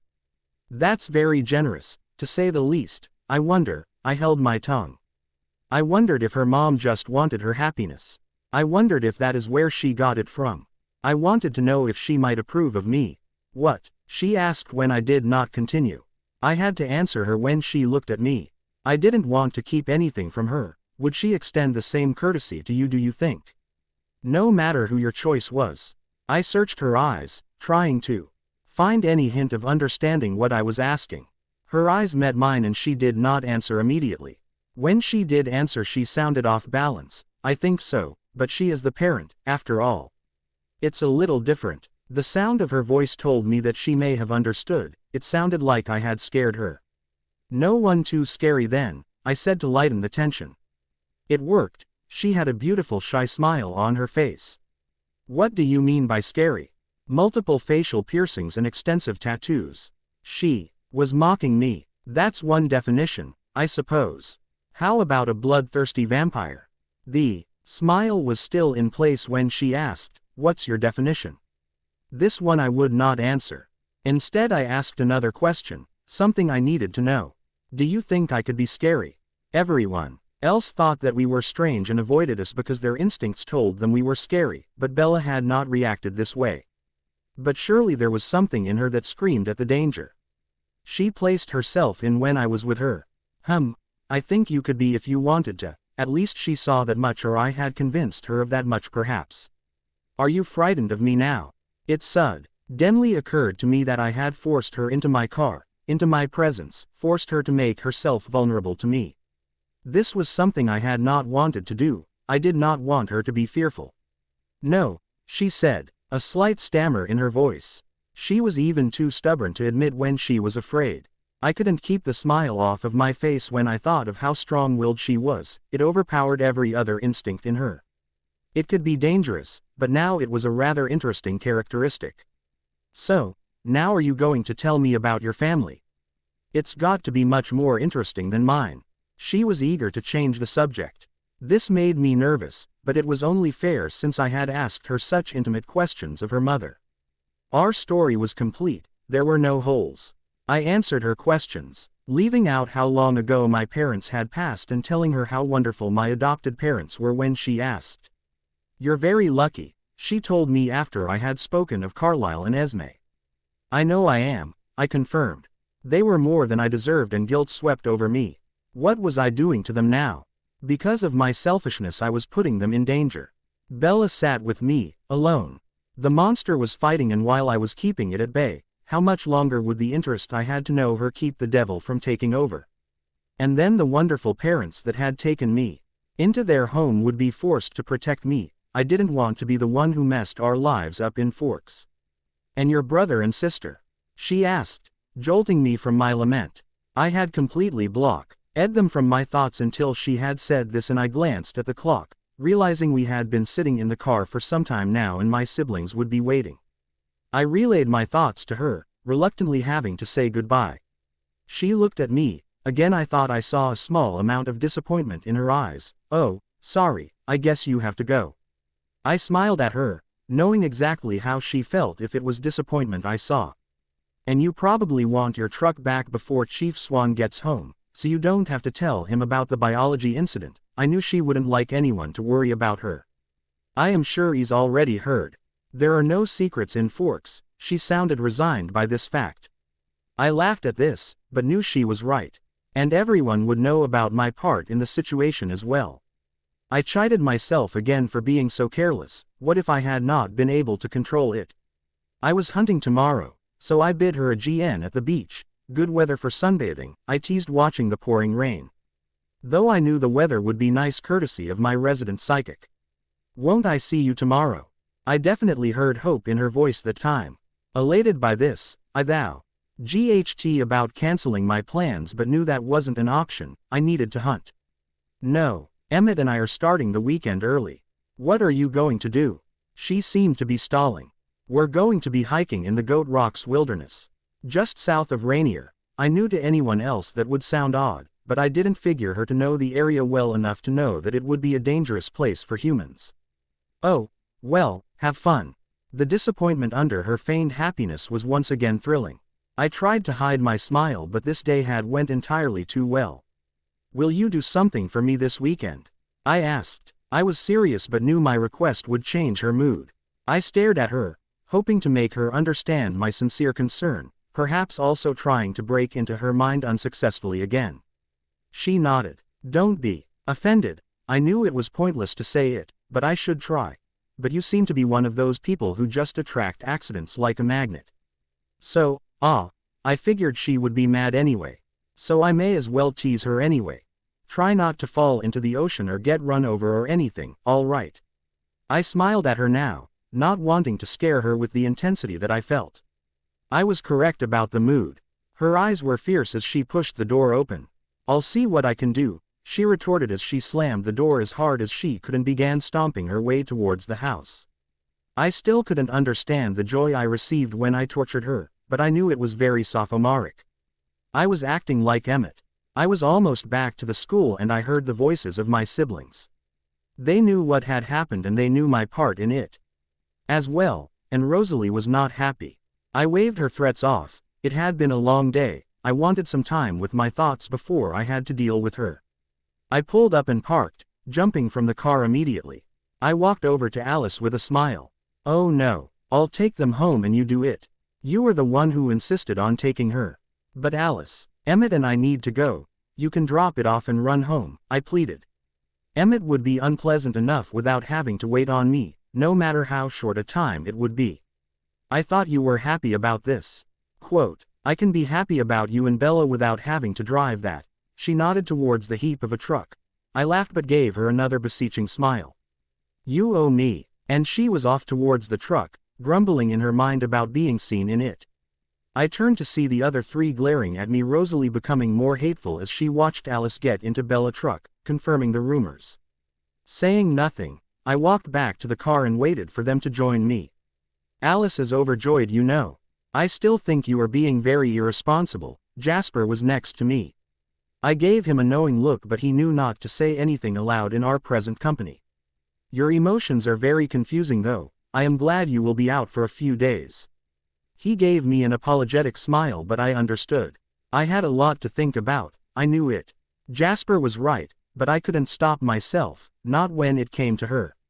The longing to know her, the need to be near her was overpowering any logic I had. The thirst to taste her was a consideration as well, that never left my thoughts. 3 days without seeing her, this would be a long weekend. That was quite long, but I can only aim the time it took on there being so many great stories out there to read. Who wants to write when I can read other people's stuff?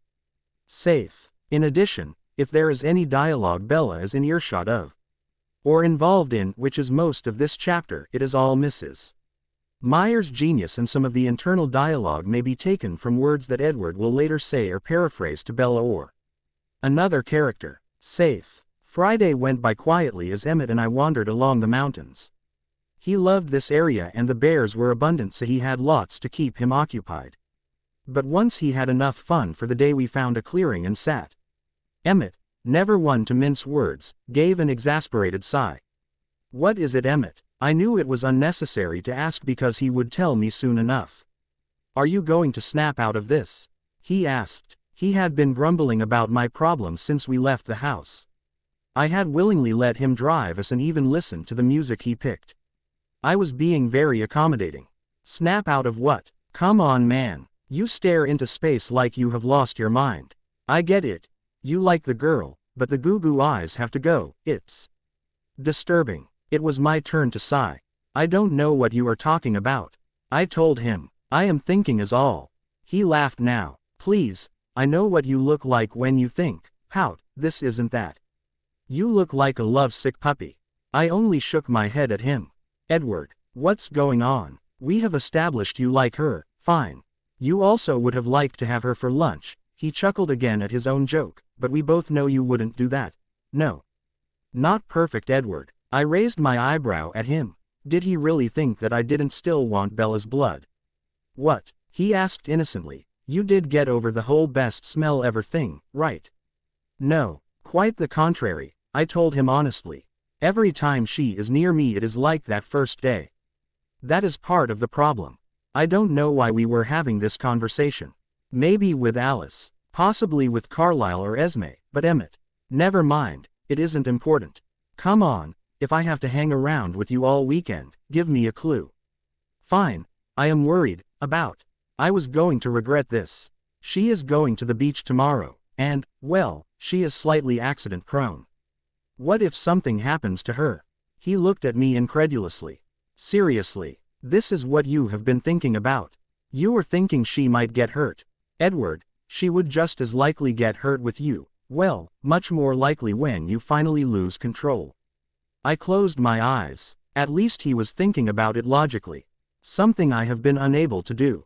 I know. That is the other problem. This was getting all too serious for Emmett. "You're in deep, brother." He was done with the conversation. "Let's go get us some dinner." And he was gone. The rest of Saturday went much the same. I wanted to be home, with her. I wanted to be sure she was safe. But I also knew I needed to hunt. That was important for her safety as well. If something were to happen, surely Alice would call, I reasoned. Emmett would get angry with me intermittently when I wasn't paying enough attention. I knew I was bothering him. But I just couldn't focus. Finally, early Sunday morning Emmett had enough and we were headed back. "Okay, Edward," Emmett growled after a particularly long period of silence, "let's talk about this."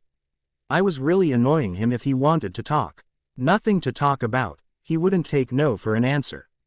Dude, if there was nothing to talk about, then I sure as hell wouldn't be trying to talk to you. Talk to me about this human, Bella, he said her name with a sneer. I want to understand if I am going to have to deal with Rose. Now I understood, he wanted to know what side to take. Or how bad it was. I owed him an explanation, I suppose. I was putting us all in danger because I wanted her. Fine, Emmett, what do you want to know?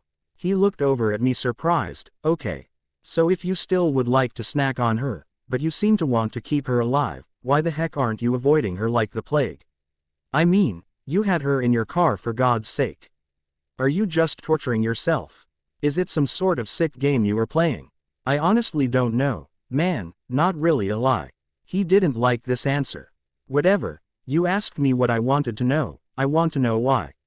I shrugged. Don't know. I was not ready to admit my revelations about her, and then she would put me through hell. I didn't need that, not until I was sure what I was doing. He tried a different tactic. You almost blew it first that day in the parking lot. Why did you feel you needed to be her freaking hero? We have seen things like that happen, it wasn't anything new. Why? Oh, you have never tried to save someone before. And you acted like you didn't want to be tempted by her anymore, so it would have been over if you had left it alone. I flinched at the thought. I just couldn't. We were getting dangerously close to the truth. He looked at me expectantly. Emmett, I couldn't watch her die. I had to try to save her. Why? I closed my eyes, the words were not coming. I didn't know how to answer his question. I just couldn't. He was going to protest further, but the cell phone rang. What? He growled at the caller. Awesome. No school for 2 days. Good weather. Sunshine. Great. When did not going to school become a negative thing? At least I would be able to know Bella was safe. I would be close enough to check on her. As that thought passed through my head, I realized we were very close to her house. If I left from here, it was that much sooner I could be there and be sure she had made it back. I looked over to Emmett, who was in a much better mood with the new development. He was thrilled about 2 extra days of video games and whatnot. Hey, I am going to run from here. I need to clear my head, I told him. He looked at me suspiciously, but I did not give him time to answer. It was almost afternoon now. The rain was steady. There was no worry about being noticed as I ran through the woods. I was close to her house when I caught the scent. My mind whirled. The venom pooled in my mouth. Perfect, delicious, and strong. I had not been ready for it, not here in the midst of the trees. I stopped, crouching to attack. I needed it, the blood. No, I would not let myself move. I held my breath. I would not do this. Slowly the urge to seek her out and satisfy my every craving subsided. I could control it. I knew I was fine. I could see her now. Be near her. I moved quickly, shaking off the intensity I had felt seconds before, and saw her walking out of the forest off of a trail. My body relaxed. She was safely home. But why had she been in the woods? And what if I had not been able to control myself? She shouldn't be out there alone. She attracted too much trouble. I would have to speak with her about this. I chuckled to myself. She wouldn't listen. But what if I should leave? The temptation was too much. I stood in the silhouette of the forest, watching the house, trying to talk sense into myself, but after seeing her, so close, no matter how close I had come to taking her in that second, I knew I did not want to leave. I just wanted her to be safe, alive, happy, with me. Though I knew it could not be, I knew I would just watch her life from afar, making sure she was safe. It was all that mattered. But I wanted so much more. Could I possibly have it? I had stood watching for hours, no sounds coming from her house, her thoughts silent still. But I knew she was safe inside, and it made me feel better to be sure she stayed that way. Once Chief Swan arrived and she began cooking dinner, I felt that I could leave without concern, and could return when they slept. I was euphoric in the prospect of being able to be in her room again, to watch her. I arrived home quickly, intending to avoid the family, but Esme was waiting for me on the porch swing. I smiled as I approached, nothing but love and understanding in her thoughts. She immediately pulled me into an embrace. I began to feel badly that I had not spoken to her about Bella, not like I had Carlisle. She was hurt by this, but still was here trying to reassure me that everything would work out. She truly was the best mother that someone could have, much more than I deserved. I pulled away and moved to sit with her. When you are ready, you know I am here for you, Edward. I only want you to be happy. I could not help but look away, ashamed for leaving her out of so many things. Everything was happening so fast, I was so lost. If I really talked about it, to her, to anyone, I was afraid I would finally make the right decision. I would have to leave, and I did not want to. As if she could read my mind. I don't want you to leave us, Edward, please. We can figure something out so that you don't have to leave. Just talk to me before you make any decisions that would entail such a change. I reached out and took my mother's hand and let her know that I would not leave, not again, not without warning. I am confused right now, but I promise that when I figure it out, I will come and talk to you and Carlisle about it. I just need some more time. I hope that it might put her at ease to know that I would eventually come to them. She squeezed my hand tight, thanking me for my promise. Do what makes you happy, sweetheart. With another weak smile and nod, I left her sitting outside while I retreated to my room. I ignored the thoughts of my family, letting them have their privacy. Besides, I had other things on my mind. I couldn't argue with myself anymore. I had spent the past 8 hours struggling with one decision and another. The mental strain had made me feel tired, drained. I couldn't find the resolve to leave then, and I wasn't going to now. I would accept it for tonight. I was jubilant that I would be seeing her again, even if she were asleep. I hoped she would talk and let me know what she was thinking, give me a fleeting glimpse of her mind. A scrap. Before I knew it, it was time, and I could be there again. I was in her window, soundless L.Y. sitting in the small rocking chair in the corner, watching her chest rise and fall with her breaths, listening to the steady rhythm of her heartbeat. Her father's dreams were the only intrusions to my peace, and I found it easy enough to block them, let them fade to the back as I never let my eyes wander from the small, fragile human asleep in her bed. Her blood taunted me relentlessly, but the other need held me back. I felt like I could sit here forever. Nothing would make me happier, nothing could be more perfect. As I hoped, she began mumbling in her dreams. At one point I was concerned. Beck. Oz, she said her mother's name, and I could hear both worry and longing in her voice. But soon enough she settled back and it became quiet again. As the rain picked up, the restlessness returned and she started again. This time she mentioned Phoenix and the sun. Finally, as if she knew it was all that I had been waiting for, she said it, my name. It was like a breath, but I heard it and it took everything not to move beside her. Let her know I was here. Morning was coming very quickly and I knew the sun would be showing itself. I was happy for Bella, because I knew she missed it. I left when the sun came up, making my way once again to the dense edge of the trees and looked up at her window, wondering when she would wake. I stayed there until I saw her in her window. She smiled as she threw the small window open and took a deep breath. As I had thought, she looked genuinely happy at that moment. Her happiness made me smile. I headed home knowing that I would see her very soon. As I had watched her sleep, I had thought about that melody that had been manifesting itself. It had become clearer as I took her in. It was something for her. I sat at the piano and took a deep breath. I began playing the song that I had written long ago. It was something that was familiar, easy, beautiful. My mother added from behind me, it was her favorite. I nodded towards her as she sat and watched me. I didn't mind. I was lost in my own head as I began to play the new song. It flowed effortlessly as I thought of Bella. It was soft and it had the cadence of her breath while she slept. It told of the peace I felt while in her presence. But just as I knew that it was not a happy situation. Wanting her, needing her, the music seemed to work towards a very haunting end. The notes became lower, almost foreboding. But still soothing and sweet. I worked the day until it was perfect. Everything about it made me think of her, my Bella.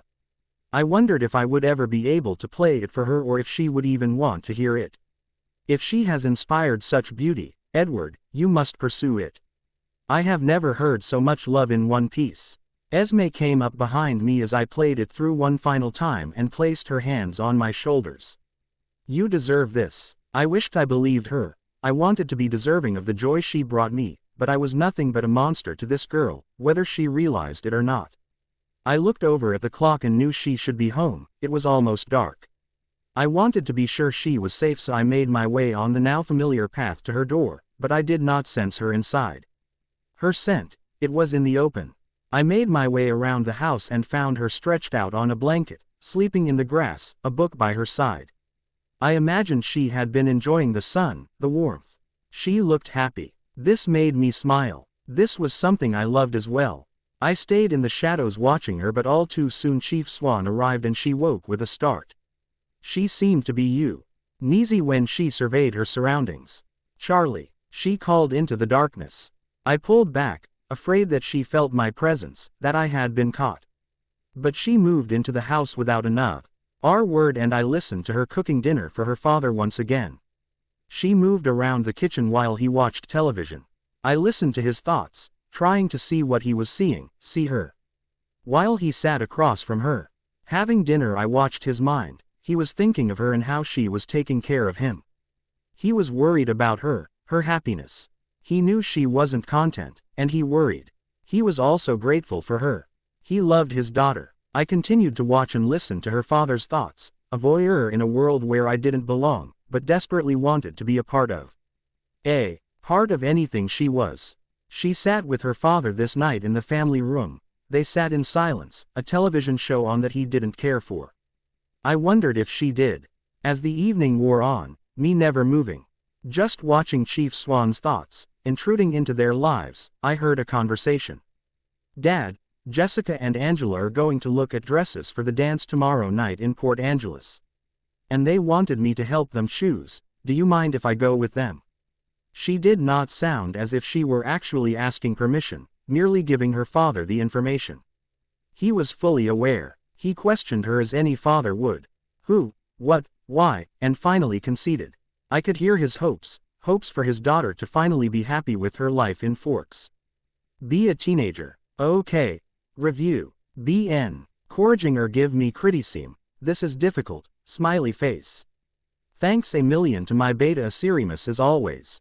Protector. This is a short chapter. Enjoy.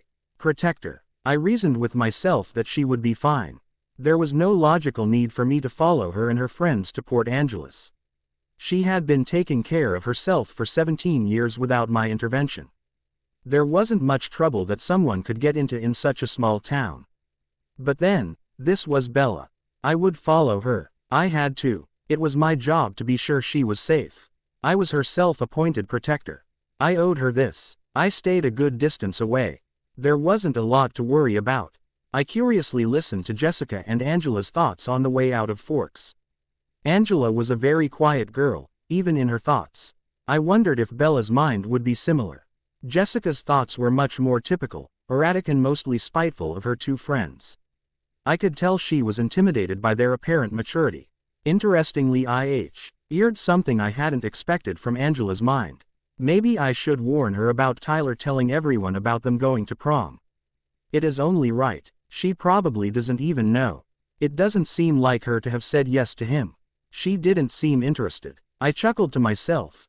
Tyler had assumed Bella's attempt to get him away from her had been confirmation of his prom invitation. Nothing more interesting than that was said, so I began to ignore them when Jessica started thinking about the details of her and Newton's date. I had to admit, I was very happy to see that he seemed to be dating this girl. Maybe he would stay away from Bella.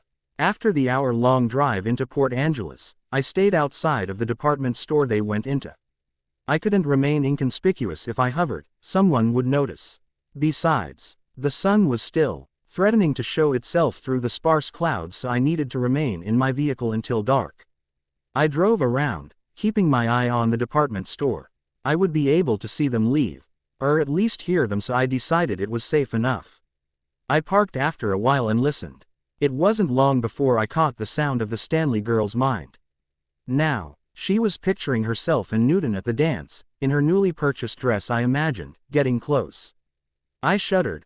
I needed another way to keep track of Bella. Bella. I watched her mind carefully, trying to see Bella between her silly fantasies. I could see Angela. I could see the department store. Then I saw a bookstore. But they were not headed in the direction of the bookstore. I realized that Bella must have left them. I scolded myself. I should have been watching closer. But I didn't panic. It was Port Angeles. Not even she could get in trouble in such a small town. I drove over to the bookstore I had seen in Jessica's mind. I looked into the window, hoping to see Bella, but she was not there. I couldn't leave the car. The sun was still out. I stared into the window, searching the shopkeeper's mind.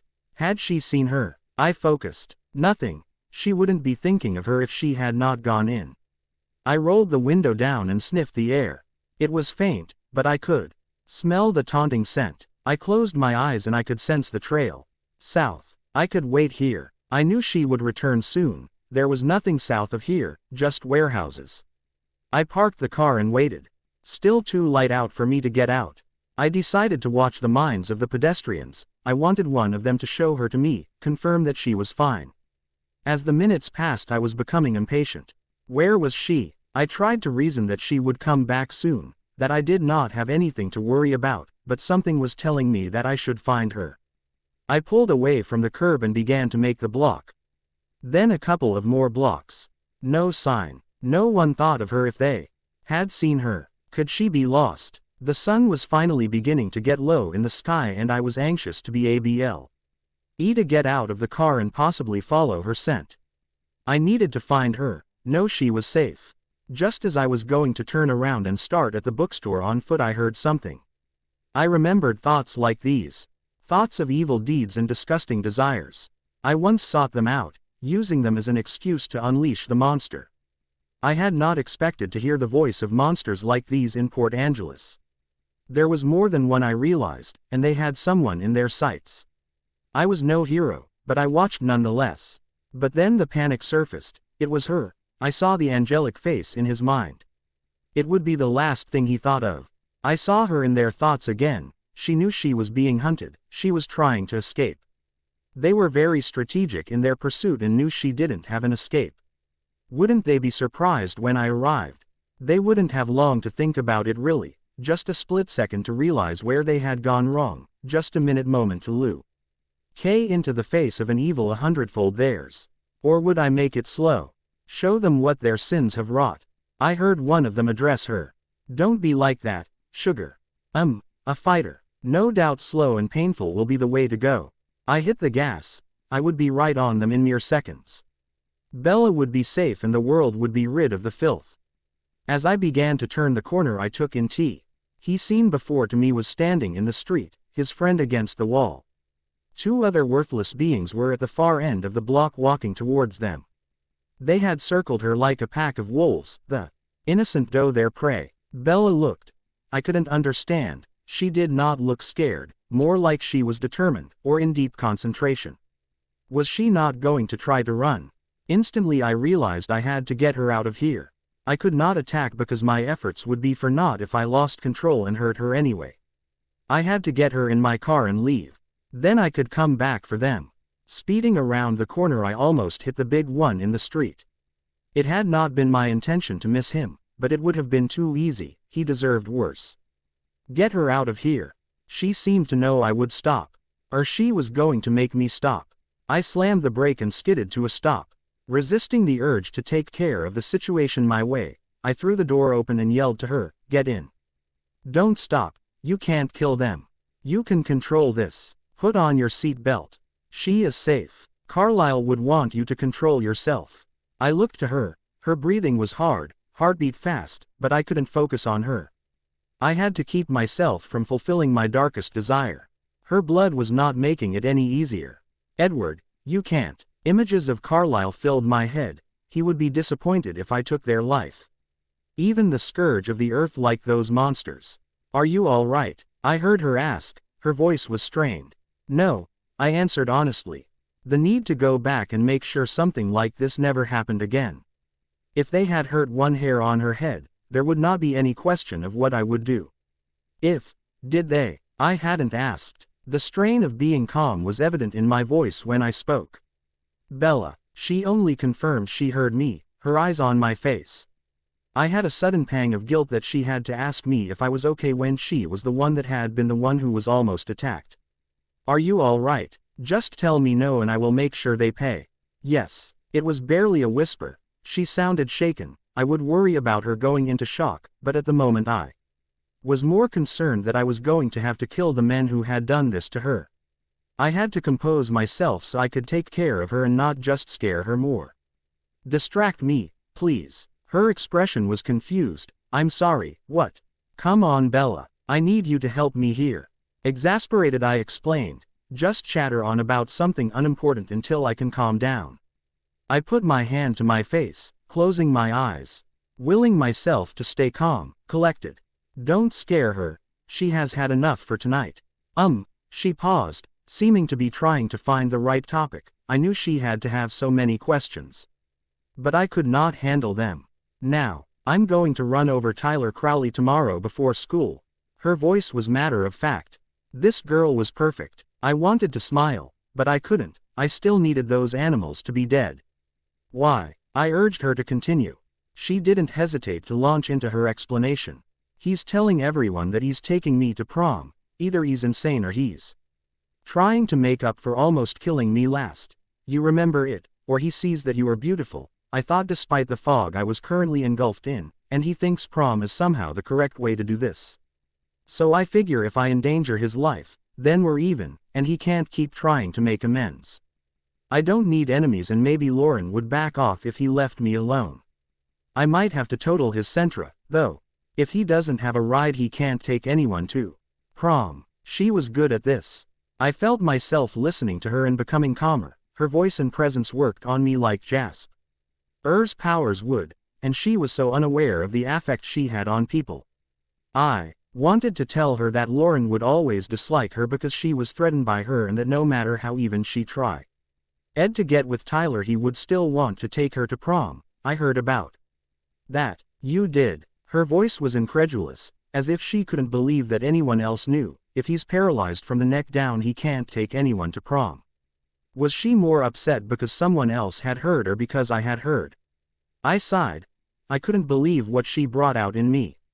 Better, she asked when I opened my eyes. I was slightly composed now, because she was with me, but still, not really, I answered her truthfully. She was concerned. Her next question was a whisper, almost as if she were afraid of my answer. What's wrong? Sometimes I have a problem with my temper, the understatement of a lifetime, but it wouldn't help matters for me to turn around and hunt down those monsters, at least that's what I keep telling myself. Oh, was her only response. I believed I had scared her. I hadn't wanted to, but I needed to. She should be afraid of me, but not while she is stuck in a small vehicle with me in the middle of nowhere. After a bout of silence she must have noticed the time. Jessica and Angela will be worried about me. I was supposed to meet them. I headed back to town, knowing that once I was there, it would be too easy for me to find them. It was still my desire to alleviate society of their burden. I took her to the small restaurant I had seen in the girl's mind earlier. How did you know where? I heard her begin, but she only shook her head, deciding against her question. I am sure she knew I would not answer. What are you doing? She asked. I was getting out of the car. I'm taking you to dinner. I needed to stay with her, not only to ensure she was safe but to keep me calm. I was too close. I heard the other girls. They were both becoming worried about the absence of their friend. Go stop Jessica and Angela before I have to track them down, too. I don't think I could restrain myself if I ran into your other friends again. I did not need another reason.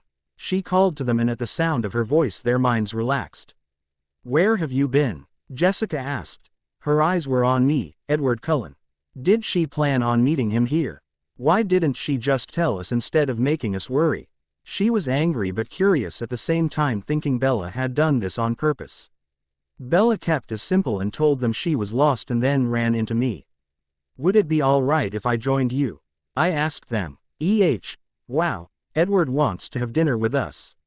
We already ate, but who cares? Sure, the Jessica answered despite her thoughts. Angela was a bit more composed. Actually, Bella, we already ate while we were waiting, sorry. We thought you just got caught up in the bookstore. That's fine. I'm not hungry, Bella said. She shrugged and looked like she was planning on going with the two girls. I couldn't let her. She could go into shock. And selfishly, I needed her. I think you should eat something, I told her quietly, giving her no doubt that I wanted her to stay. I looked up at the two girls. Jessica was thinking about Bella and Ian was slightly jealous about our closeness but also curious about our relationship. Do you mind if I drive Bella home tonight? That way you won't have to wait while she eats. I asked her friends. They took their leave after Bella gave them the okay. I was relieved when I saw in Angela's mind that Bella had given her a silent okay. She will tell me everything. Jessica's curiosity won out on her jealousy as Angela dragged her away. Honestly, I'm not hungry, she told me. Humor me, I told her as I walked to the door, holding it open, giving her no choice but to go in. On a fun note, a Sirimus and I have a story. It is an all-human, rated M, very M. So if you enjoy a little smut and hilarity, try our Love Among the Stacks prologue and 2 chapters posted. See my profile. I don't like to do AN-only chapters, so I am going to put this on the first and last chapter for the story just in case anyone comes to check. Yeah, with the leak of the first 12 chapters of Midnight Sun, I don't see me going forward awesome. I just can't imagine it any other way than hers now. I was, however, a little pleased with myself on some points. I was very close, and wished I had written a little more before because I had many of the same thoughts. But now, anything I write would seem contrived and wrong. I had some particularly big missing pieces, and now that I know them, there is just no way. Sorry for those of you who have asked me to continue. I think this one is done.